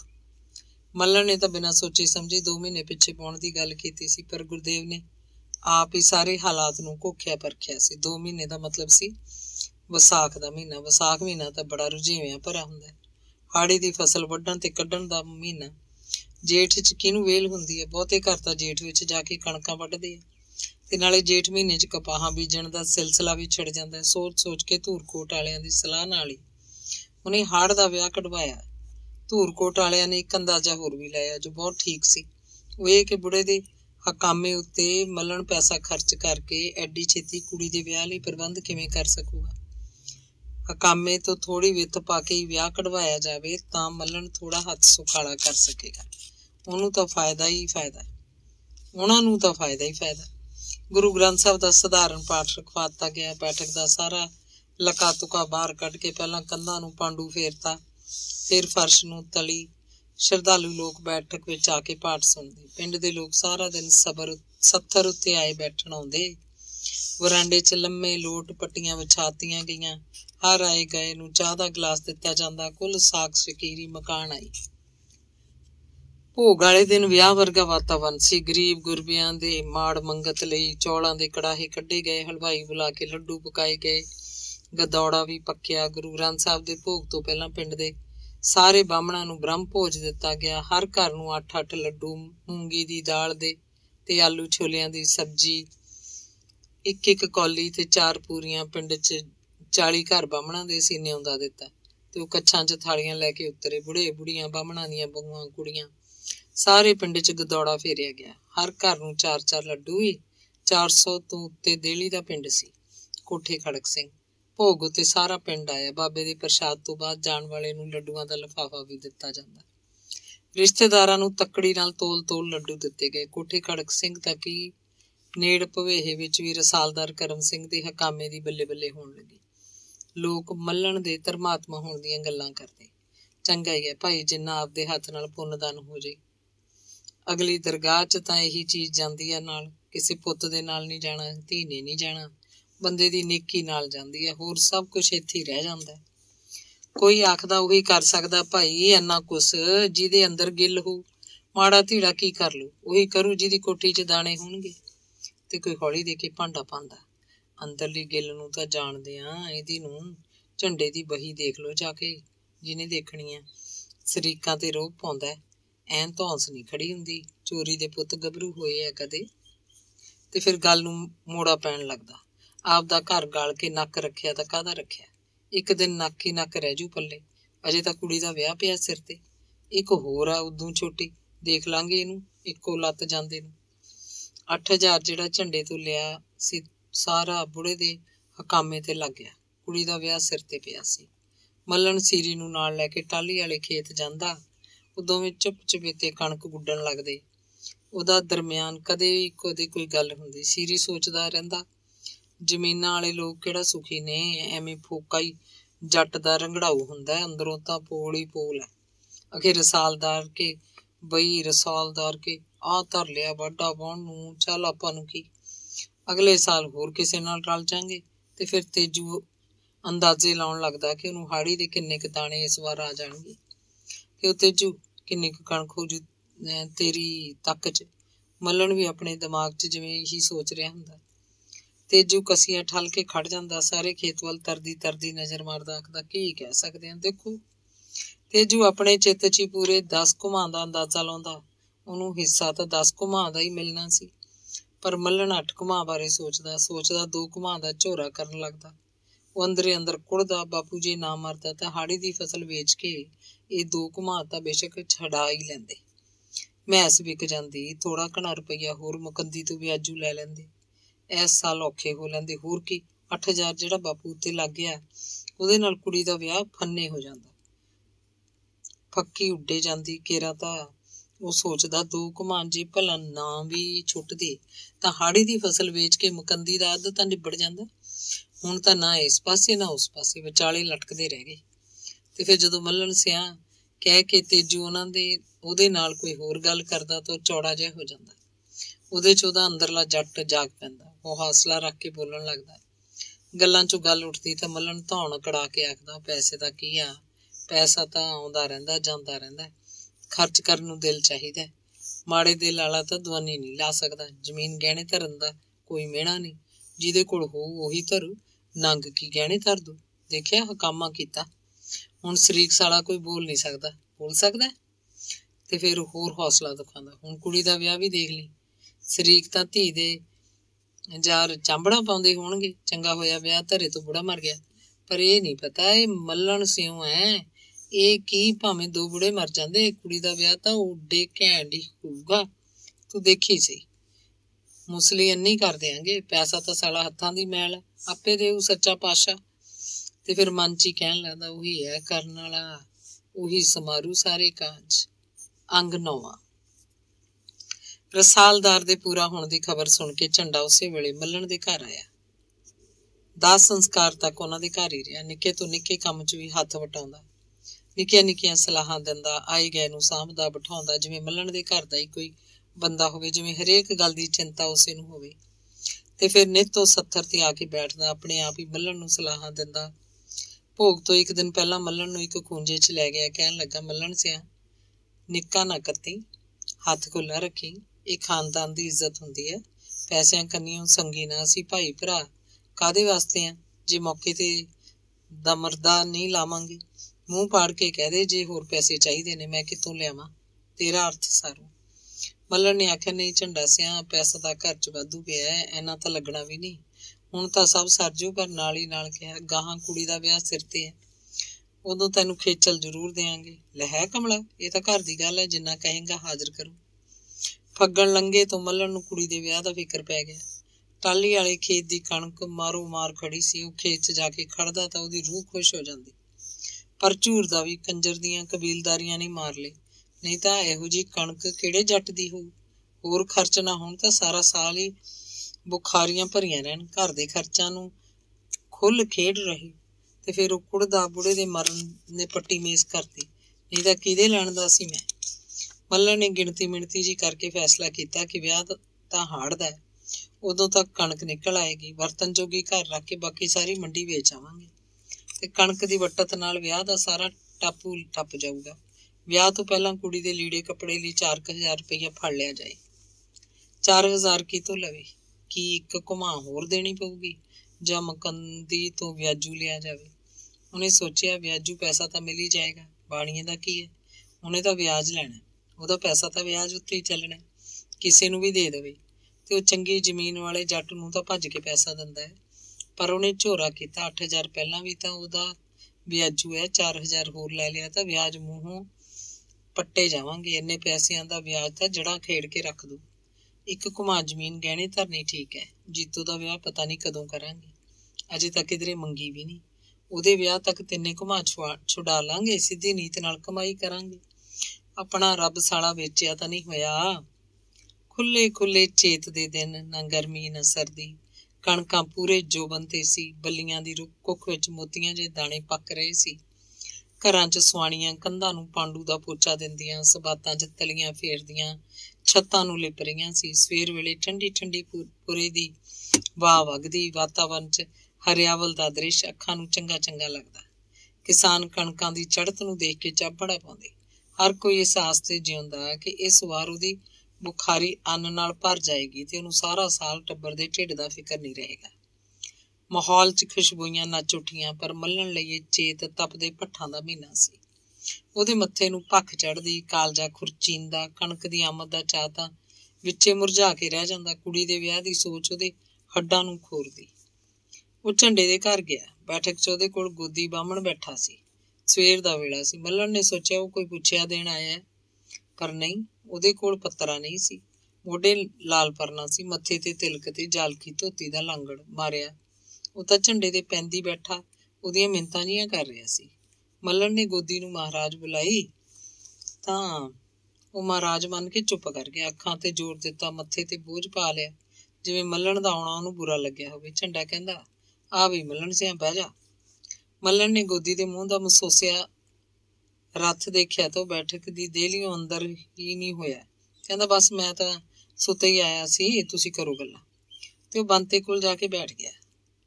ਬੰਤੋ ਹਰਦਿੱਤ ਦੀ ਕੁੜੀ ਨੂੰ ਲੋਰੀਆਂ ਦੇ ਕੇ ਖੜਿਆ ਰਹੀ ਸੀ। ਹਰਦਿੱਤ ਦੀ ਬਹੂ ਸਵੇਰ ਦੀ ਹਾਜ਼ਰੀ ਪਕਾ ਰਹੀ ਸੀ। ਮੱਲਣ ਬੰਤੋ ਨਾਲ ਮੌਸਮ ਦੀਆਂ ਗੱਲਾਂ ਕਰਨ ਲੱਗਿਆ। ਬੰਤੋ ਨੂੰ ਉਹਦੀ ਫਸਲ ਬਾੜੀ ਦਾ ਹਾਲ ਚਾਲ ਪੁੱਛਿਆ। ਫਿਰ ਬੰਤੋ ਨੇ ਗੱਲ ਤੋਰੀ, ਕਿਵੇਂ ਆਇਆ ਸੀ ਤੂੰ? ਬਸ ਬੰਤੋ, ਕੰਮ ਸੀ ਕਿ ਝੰਡਾ ਸੁਤਾਈ, ਗੋਦੀ ਬੈਠਾ। ਮੈਂ ਕਿਹਾ ਉਹਨਾਂ ਨੂੰ ਗੱਲ ਕਰ ਲੈਣ ਦੇ। ਹਾਂ, ਗੋਦੀ ਤਾਂ ਸਦਿਆਂ ਹੁੰਦਾ ਹੀ ਕੋਈ ਜੈਬਰਾ ਪਾਈ ਬੈਠਾ ਹੈ। ਪਤਾ ਨਹੀਂ ਕੀ ਗੱਲ ਹੈ, ਮੈਨੂੰ ਲੱਗਦਾ ਦਾਣੇ ਮੰਗਦਾ ਹੈ। ਦੀਵਾਲੀ ਵੇਲੇ 2 ਬੋਰੀਆਂ ਲੈ ਗਿਆ ਸੀ, ਹੁਣ ਹੋਰ ਮੰਗਦਾ ਹੋਣਾ। ਹੋਰ ਕੀ ਹੈ? ਬੰਤੋ ਦੀ ਰਮਨ ਸੁਣ ਕੇ ਮੱਲਣ ਉਹਨਾਂ ਦੇ ਘਰੋਂ ਟਾਲ ਆਇਆ। ਸੋਚਿਆ ਗੋਦੀ ਨੂੰ ਜਾ ਲੈਣ ਦੇ, ਫੇਰ ਦੁਪਹਿਰੇ ਦੇਖੀ ਜਾਊਗੀ। ਹੁਣ ਗੋਦੀ ਕੀ ਪਤਾ ਕਦੋਂ ਹਿੱਲੇ, ਇੱਥੋਂ ਧਰਨਾ ਮਾਰੀ ਬੈਠਾ। ਦੁਪਹਿਰ ਵੇਲੇ ਮੱਲਣ ਫੇਰ ਝੰਡੇ ਕੋਲ ਆਇਆ। ਉਹ ਬੈਠਕ 'ਚ ਪਿਆ ਸੀ। ਹਰਦਿੱਤ ਘਰ ਨਹੀਂ ਸੀ। ਆਉਂਦੇ ਹੀ ਮੱਲਣ ਨੇ ਗੱਲ ਤੋਰ ਲਈ। ਝੰਡਾ ਸਿਆ, ਹੁਣ ਘਰ ਕੁਛ ਵਿਆਹ ਤਾਂ ਆ ਗਿਆ ਨੇੜੇ। ਅਗਵਾੜੀ ਜਿਹਾ ਭੰਨ ਕੇ ਝੰਡਾ ਬੈਠਾ ਹੋ ਗਿਆ। ਪੁੱਛਣ ਲੱਗਿਆ, ਕਦੋਂ ਦਾ ਵਿਆਹ ਕੁੜੀ ਦਾ? 10 ਆੜ। ਫਿਰ ਤਾਂ ਥੋੜੇ ਦਿਨ ਹੀ ਰਹਿ ਗਏ ਸਮਝ। ਹੋਰ ਤਾਂ ਹੀ ਤਾਂ ਆਇਆ, ਦਿਨ ਜਾਂਦਿਆਂ ਦਾ ਕੀ ਪਤਾ ਲੱਗਦਾ। ਤੇ ਫਿਰ ਮੱਲਣ ਨੇ ਸਕੀਮ ਜੀ ਸਮਝਾਈ, ਦੇਖ ਵਿਆਹ ਦੇ ਰੋਟੀ ਟੁੱਕ ਤੇ ਕਾਰਾਂ ਵਿਹਾਰਾਂ ਦਾ ਖਰਚ ਮੈਂ ਘਰੋਂ ਸਾਰ ਲਊ। ਕਣਕ ਨਿਕਲ ਆਊ ਪਹਿਲਾਂ। ਹੁਣ ਲੀੜਾ ਕੱਪੜਾ ਲੈਣਾ ਕੁੜੀ ਦਾ, 5 ਤੋਂ ਘੱਟ ਨਹੀਂ ਸਰਨਾ। 5,000 ਦੇ, ਜਿਵੇਂ ਕਰਨਾ ਕਰ ਲੈ। ਵਿਆਜੂ ਲਿਖਣਾ ਵਿਆਜੂ ਲਿਖ ਲੈ, ਨਹੀਂ ਤਾਂ ਫੇਰ ਇੱਕ ਘੁਮਾ ਹੋਰ ਲਿਖਿਆ ਦੇਣਾ। ਵਿਆਜੂ ਪੈਸੇ ਦੀ ਤਾਂ ਤੈਨੂੰ ਪਹਿਲਾਂ ਦੱਸੀ ਸੀ ਵੀ ਮੈਂ ਹੀ ਕੰਮ ਨਹੀਂ ਕਰਨਾ, ਇਹ ਤਾਂ ਬਾਣੀਆਂ ਬਕਾਲਾਂ ਨੂੰ ਹੀ ਸੋਭਦਾ। ਜੱਟਾਂ ਨੂੰ ਵਿਆਜੂ ਪੈਸੇ ਦੇਣਾ ਕੀ ਆਖੇ। ਜ਼ਮੀਨ ਦੀ ਗੱਲ ਕਰ। ਚੱਲ ਜ਼ਮੀਨ ਸਹੀ ਫੇਰ, ਪਰ ਇੱਕ ਗੱਲ ਹੈ, ਤੂੰ ਆਪ ਸਿਆਣਾ ਹੈ ਮੱਲਣਾ। ਇੱਕ ਘੁਮਾ ਉੱਤੇ ਹੁਣ 5 ਨਹੀਂ ਮਿਲਣਾ। ਕਿਉਂ? ਦੇਖ, ਪਹਿਲਾਂ ਤੈਨੂੰ 2 ਘੁਮਾ ਤੇ 8 ਦਿੱਤਾ ਨਾ, ਜਿਹੜਾ ਉਹ ਬਹੁਤ ਦਿੱਤਾ ਗਿਆ। ਉਦੋਂ ਤਾਂ ਮੈਂ ਬੋਲਿਆ ਨਹੀਂ ਵੀ ਚਲੋ ਜਾਣ ਦਿਓ। 2 ਘੁਮਾ ਉੱਤੇ 8 ਤਾਂ ਬਹੁਤ ਜ਼ਿਆਦਾ ਹੀ ਸੀ। ਇਹ ਗਹਿਣਾ ਤਾਂ ਬੈ ਦੇ ਭਾਅ ਨੂੰ ਪਹੁੰਚ ਗਿਆ, ਸਮਝ, ਤੂੰ ਆਪ ਸੋਚ ਲੈ। ਹੋਰ ਫਿਰ ਕਿਵੇਂ ਕਰੇਗਾ? ਵਾਹਣ ਦੇ 2 ਘੁਮਾ ਉਹਦੇ ਨਾਲ ਲੱਗਦਾ ਈ। 5000 ਲੈ ਤੇ ਪਹਿਲਾਂ ਵਾਲੀ ਰਕਮ ਵਿੱਚ ਪਾ ਕੇ 4 ਘੁਮਾ ਇਕੱਠਾ ਲਿਖਿਆ ਦੇ। ਪਹਿਲਾਂ ਵਾਲਾ ਭਾਂਗਾ ਵੀ ਨਿਕਲ ਜੂ ਨਾਲੇ। ਤੇਰੀ ਮਰਜ਼ੀ ਹੈ। ਝੰਡਾ ਸਿਆ 2 ਘੁਮਾ ਬਹੁਤੀ ਹੈ 5000 ਚ। ਓਏ ਪਟੂਆ, ਤੂੰ ਪਹਿਲਾਂ 8 ਮਾਂਜ ਕੇ ਲੈ ਗਿਆ 2 ਘੁਮਾ ਤੇ। 2 ਘੁਮਾ ਤੇ ਉਦੋਂ 8 ਸੀ, ਹੁਣ 5 ਸਮਝ। ਕੋਈ ਬਹੁਤਾ ਫਰਕ ਤਾਂ ਨਹੀਂ। ਮੱਲਣ ਦਾ ਦਿਮਾਗ ਚਕਰਾਉਣ ਲੱਗਿਆ। ਉਹਦਾ ਕਾਲਜਾ ਢੇਰੀ ਹੋ ਕੇ ਰਹਿ ਗਿਆ। ਉਹਨੇ ਗਿਣਤੀ ਮਿਣਤੀ ਕੀਤੀ, ਫਿਰ ਤਾਂ ਅੱਧ ਗਿਆ ਟਾਹਲੀ ਵਾਲੇ ਦਾ। ਪਰ ਮਗਜ ਉੱਤੇ ਬੋਝ ਪਾ ਕੇ ਮਨ ਚ ਹੀ ਚਤਾਰਿਆ, ਕੁੜੀ ਦਾ ਵਿਆਹ ਤਾਂ ਕਰਨਾ ਹੀ ਆ ਆਖਰ, ਇਹ ਤਾਂ ਟਲਦਾ ਨਹੀਂ। ਹੋਰ 5000 ਬਣੇ ਵੀ ਕਿਵੇਂ? ਬੈਠ, ਐਨੇ ਬਿਨਾਂ ਸਰਦਾ ਵੀ ਹੈ ਨਹੀਂ। ਮਨਾ ਹੋ ਤਕੜਾ, ਮਾਰ ਛਾਲ, ਦੇਖੀ ਜਾਊ ਜਿਹੜੀ ਬੀਤੂ। ਉਹਨੇ ਭਿੱਜਿਆ ਜਿਹਾ ਬੋਲ ਕੱਢਿਆ, ਚੰਗਾ ਤੇਰੀ ਮਰਜ਼ੀ, 2 ਘੁਮਾ ਲਖਿਆ ਲੈ, ਹੁਣ ਸਰਦਾ ਨਹੀਂ ਜਦੋਂ। ਇੱਕ ਗੱਲ ਹੋਰ ਵੀ ਹੁਣ ਕਰ ਦਿੰਨਾ, ਖਰੀ ਗੱਲ ਆ, ਪਰ ਚਾਹੇ ਲੱਗੇ ਤੈਨੂੰ ਕੌੜੀ, ਰਾਹ ਸਿਰ ਦੀ ਗੱਲ। ਮੇਰੇ ਅੰਦਰ ਤਾਂ ਪੈਸੇ ਪਏ ਨਹੀਂ, ਮੈਂ ਵੀ ਤਾਂ ਗਾਹਾਂ ਕਿਸੇ ਬਾਣੀਏ ਤੋਂ ਵਿਆਜੂ ਹੀ ਲੈ ਕੇ ਦਊਂ। ਮੁਕੰਦੀ ਤੋਂ ਲਵਾਂ, ਰਾਮਪੁਰੀ ਆੜਤੀ ਤੋਂ ਲਿਆਵਾਂ, ਕਿਤੋਂ ਲਿਆਵਾਂ, ਚਾਹੇ ਕਾਲੇ ਚੋਰ ਤੋਂ ਲਿਆਵਾਂ, ਤੇਰਾ ਪੂਰਾ ਕਰੂੰ 5 ਦਾ 5। ਦੇਖ, ਪਹਿਲਾਂ ਵਾਂਗੂ ਹੀ 10 ਰੁਪਏ ਸੈਂਕੜਾ ਵਧਾਰਾ ਲੱਗੂ। ਤੇ ਦੂਜੀ ਗੱਲ, ਬਜਾਈ ਵੇਲੇ ਜਿਹੜੀ 6 ਮਣ ਕਣਕ ਬੀਜਣ ਨੂੰ ਤੂੰ ਲੈ ਗਿਆ ਸੀ, ਉਹਦੀ ਸਵਾਈ ਤਾਂ ਹੁਣ ਹਾੜੀ ਨੂੰ ਮੁੜਦੀ ਦਿੰਦੀ ਨਹੀਂ। ਉਹਦੇ ਪੈਸੇ ਵੀ ਵਿੱਚੇ ਲਾ ਦਿੰਨੇ ਆ, ਠੀਕ ਹੈ ਨਾ? ਤੇਰਾ ਸਭ ਮਨਜ਼ੂਰ ਹੈ। ਝੰਡਾ ਸਿਆ, ਤੂੰ ਮੈਨੂੰ ਦਿਨ ਦੱਸ, ਕਿੱਦਣ ਦਏਂਗਾ ਰਕਮ, ਗੱਲ ਮੁੱਕਦੀ ਹੋਵੇ। ਪਰਸੋਂ ਨੂੰ ਹਾਜ਼ਰ ਕਰ ਦੂੰ, ਬਹੁਤੇ ਦਿਨ ਨਹੀਂ ਲੈਂਦਾ। ਕੱਲ ਨੂੰ ਹੀ ਰਾਮਪੁਰੇ ਜਾ ਆਉਣਾ ਤੇ ਕਰਦਾ ਕੁਛ। ਤੀਜੇ ਦਿਨ ਮੁਕੰਦੀ ਦੀ ਹੱਟ ਉੱਤੇ ਝੰਡੇ ਦੀ ਬਹੀ ਚ ਲਿਖਤ ਕੀਤੀ ਗਈ ਕਿ ਮੱਲਣ ਸਿੰਘ ਆਪਣੇ ਟਾਹਲੀ ਵਾਲੇ ਖੇਤ ਦੀ 4 ਘੁਮਾ ਜ਼ਮੀਨ ਝੰਡਾ ਸਿੰਘ ਨੂੰ ਗਹਿਣੇ ਦਿੰਦਾ ਹੈ। 8800 ਪਹਿਲਾ ਵਾਲਾ, 5500 ਹੋਣ ਵਾਲਾ ਤੇ ਅੱਟਾ ਸੱਟਾ 200 ਰੁਪਇਆ ਸਫਾਈ ਉੱਤੇ ਲਈ 6 ਮਣ ਕਣਕ ਦਾ ਲਾ ਕੇ ਕੁੱਲ ਰਕਮ 14,500 ਲਿਖੀ ਗਈ। 2 ਘੁਮਾ ਗਹਿਣੇ ਦੀ ਪਹਿਲਾਂ ਕੀਤੀ ਲਿਖਤ ਰੱਦ ਕਰਕੇ ਇਹ 4 ਘੁਮਾ ਦੀ ਨਵੀਂ ਲਿਖਤ ਕਰਤੀ ਗਈ। 5000 ਦੇ 50 ਨੀਲੇ ਨੋਟ ਸਮੋਸੇ ਲੜ ਬੰਨ ਕੇ ਮੱਲਣ ਘਰ ਨੂੰ ਆ ਗਿਆ। ਉਹਨੇ ਨੋਟਾਂ ਦੀ ਥੱਬੀ ਚੰਦਕੌਰ ਨੂੰ ਫੜਾਈ ਤੇ ਲੀੜਾ ਕੱਪੜਾ ਖਰੀਦਣ ਬਾਰੇ ਉਹਦੇ ਨਾਲ ਸਲਾਹਾਂ ਕਰਨ ਲੱਗੇ।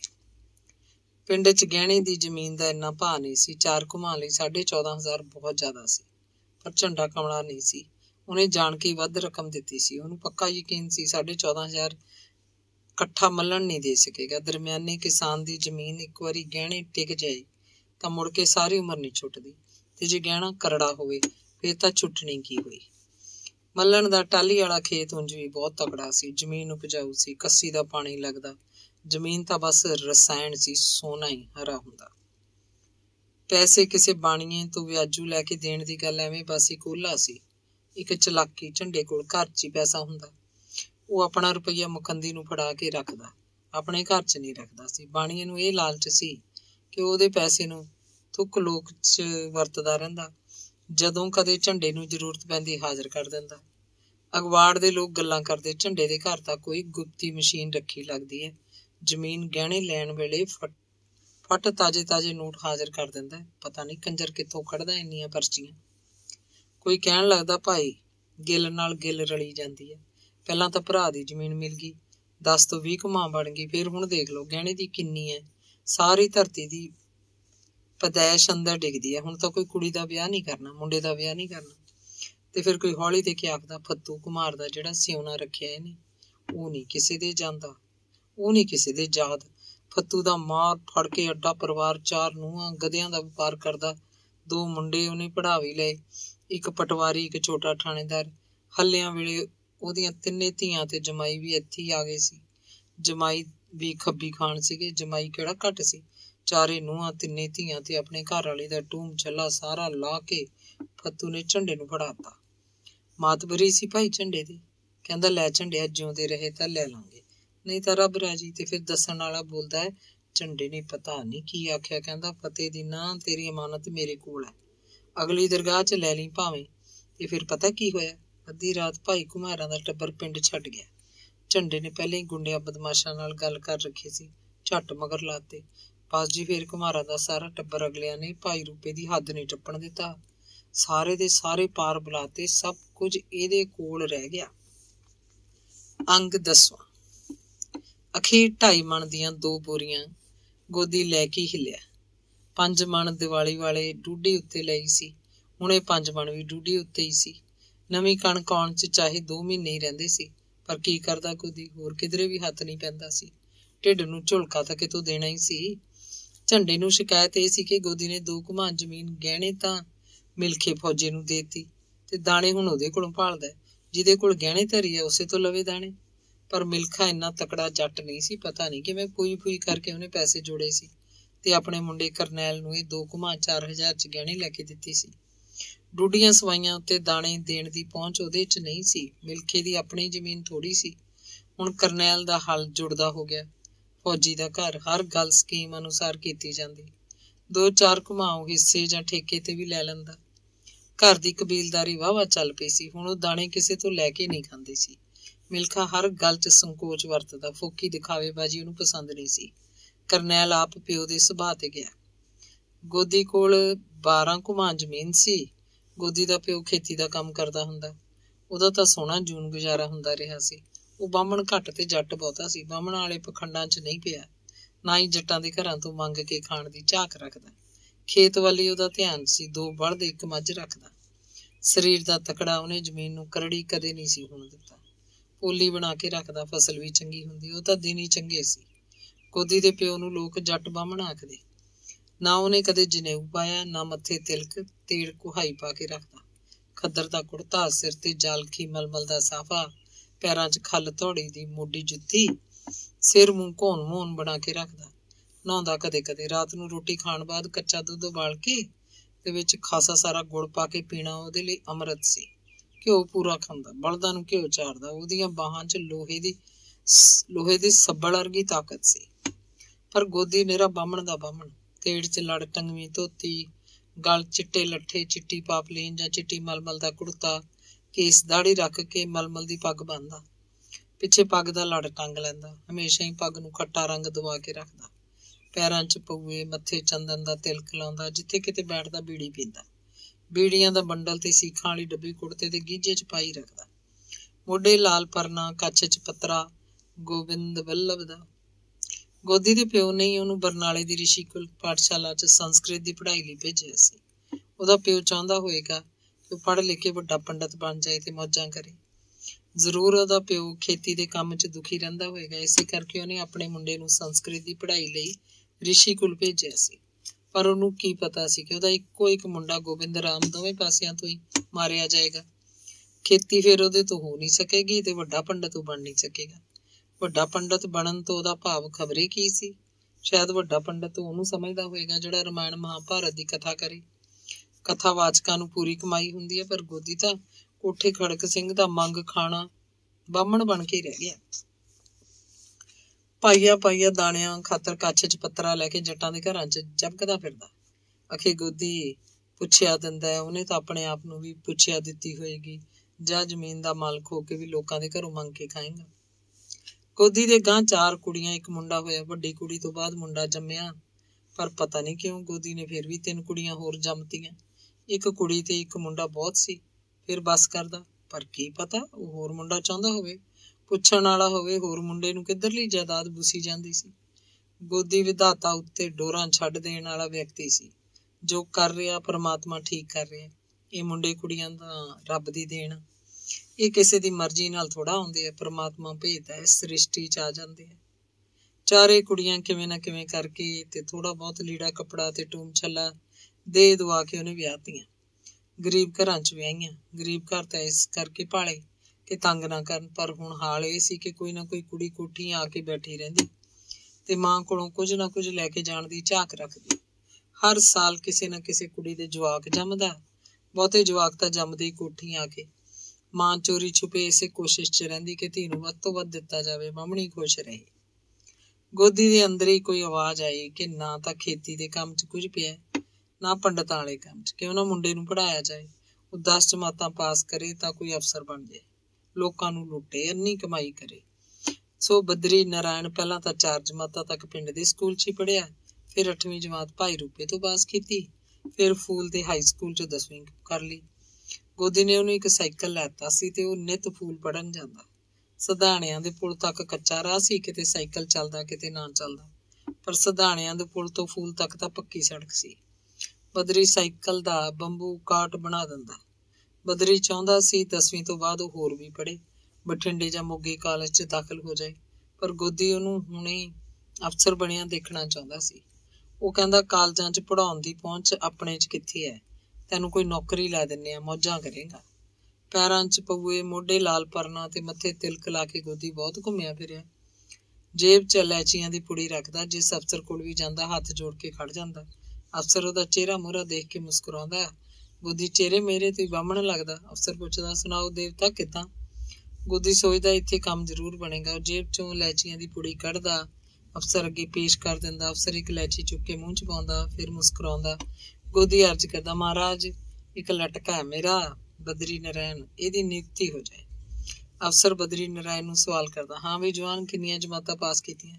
ਮੈਟ੍ਰਿਕ ਜੀ, ਉਹ ਬੋਲਦਾ, ਤੇ ਫਿਰ ਕੋਈ ਮਾਕੂਲ ਜਿਹਾ ਜਵਾਬ ਦੇ ਕੇ ਆਪਣੇ ਕੰਮ 'ਚ ਰੁੱਝ ਜਾਂਦਾ। ਗੋਦੀ ਦੀ ਹੋਰ ਗੱਲ ਸੁਣਦਾ ਹੀ ਨਾ। ਪਿਓ ਪੁੱਤ ਨਿਰਾਸ਼ ਹੋ ਕੇ ਦਫ਼ਤਰੋਂ ਬਾਹਰ ਨਿਕਲ ਆਉਂਦੇ।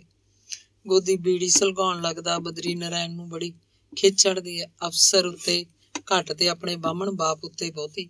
ਉਹ ਐਵੇਂ ਵਾਧੂ ਮੁੰਡੇ ਨੂੰ ਥਾਂ ਥਾਂ ਘੁਮਾਈ ਫਿਰਦਾ ਸੀ।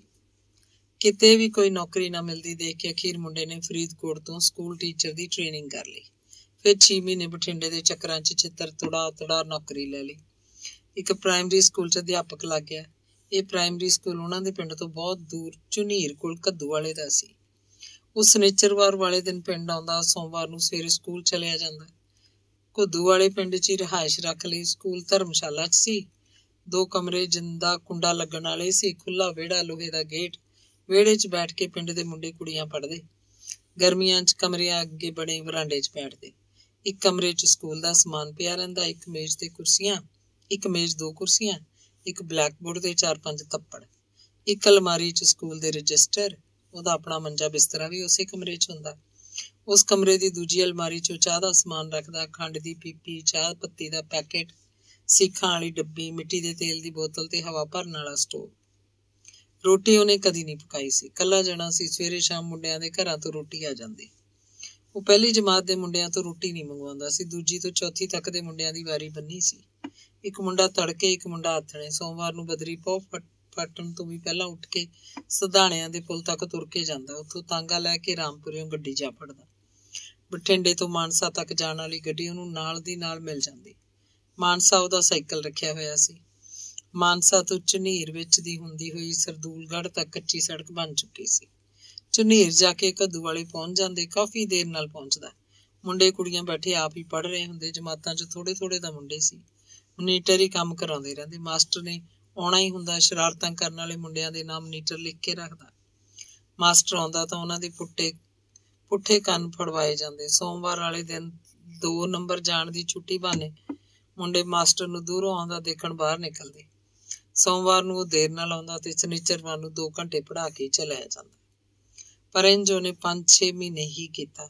ਫਿਰ 15 ਦਿਨ ਬਾਅਦ ਜਾਣ ਲੱਗਿਆ। ਫਿਰ ਮਹੀਨੇ ਪਿੱਛੋਂ ਜਾਣਾ ਤਾਂ ਉਹਦਾ ਪੱਕਾ ਹੀ ਸੀ। ਤਨਖਾਹ ਮਿਲਦੀ ਤਾਂ ਇੱਕ ਗੇੜਾ ਪਿੰਡ ਦਾ ਜ਼ਰੂਰ ਮਾਰਦਾ। ਘਰਦਿਆਂ ਨੂੰ ਤਨਖਾਹ ਦੇ ਕੁਝ ਪੈਸੇ ਦੇ ਆਉਂਦਾ।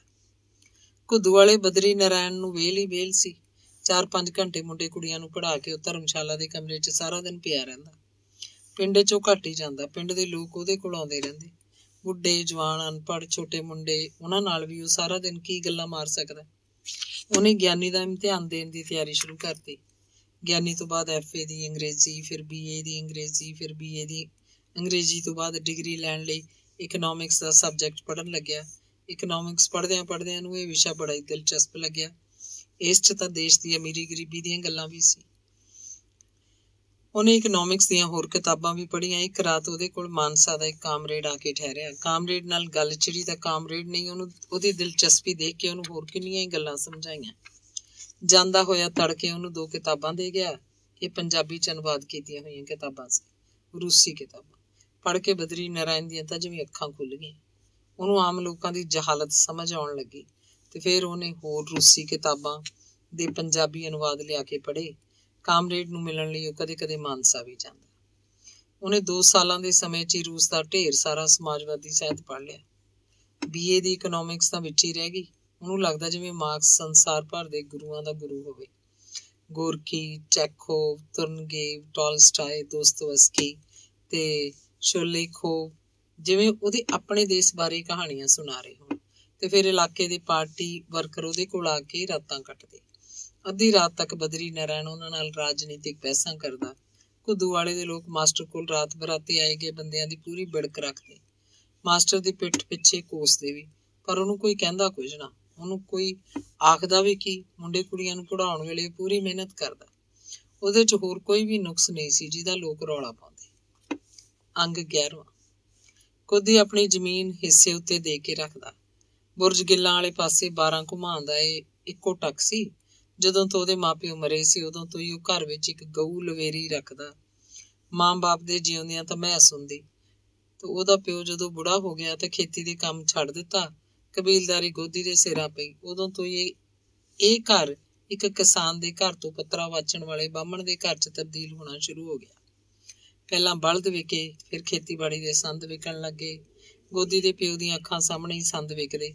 ਸਭ ਤੋਂ ਪਹਿਲਾਂ ਗੱਡਾ ਵਿਕਿਆ, ਹਲ ਗਿਆ, ਪੰਜਾਲੀ ਗਈ, ਫਿਰ ਸਲੰਗਾ, ਤੰਗਲੀਆ, ਜਿੰਦਰਾ। ਉਹਦੀਆਂ ਅੱਖਾਂ 'ਚ ਖੂਨ ਉਤਰਦਾ, ਮੱਥਾ ਤਪਣ ਲੱਗਦਾ, ਕਾਲਜੀ ਖੋਹ ਪੈਂਦੀ, ਪਰ ਉਹ ਚੁੱਪ ਕੀਤਾ ਹੀ ਝਾਕਦਾ ਰਹਿ ਗਿਆ। ਕੋਈ ਪੇਸ਼ ਨਾ ਜਾਂਦੀ, ਜਿਵੇਂ ਕੋਈ ਉਹਦੇ ਅੰਗ ਕੱਟ-ਕੱਟ ਵੇਚ ਰਿਹਾ ਹੋਵੇ। ਗੋਦੀ 3 ਸਾਲਾਂ ਤੋਂ ਵੱਧ ਲਗਾਤਾਰ ਕਿਸੇ ਜੱਟ ਨੂੰ ਜ਼ਮੀਨ ਨਾ ਦਿੰਦਾ। ਉਹਨੂੰ ਕਿਸੇ ਨੇ ਕਾਨੂੰਨ ਦੱਸਿਆ ਸੀ ਕਿ ਜੇ 3 ਸਾਲ ਤੋਂ ਵੱਧ ਕਿਸੇ ਕੋਲ ਜ਼ਮੀਨ ਦੀ ਗਿਰਦੌਰੀ ਹੁੰਦੀ ਰਹੇ ਤਾਂ ਉਹ ਜ਼ਮੀਨ ਦੱਬ ਸਕਦਾ। ਪਤਾ ਨਹੀਂ ਇਹ ਕਾਨੂੰਨ ਹੈਗਾ ਸੀ ਜਾਂ ਨਹੀਂ, ਪਰ ਗੋਦੀ ਨੂੰ ਡਰ ਜ਼ਰੂਰ ਸੀ। ਕੀ ਪਤਾ ਜੱਟਾਂ ਦਾ, ਫੇਰ ਕਿਹਨੇ ਪੁੱਛਣਾ ਹੈ? ਜੱਟ ਜੱਟਾਂ ਦੇ, ਭੋਲੂ ਨਰੈਣ ਦਾ।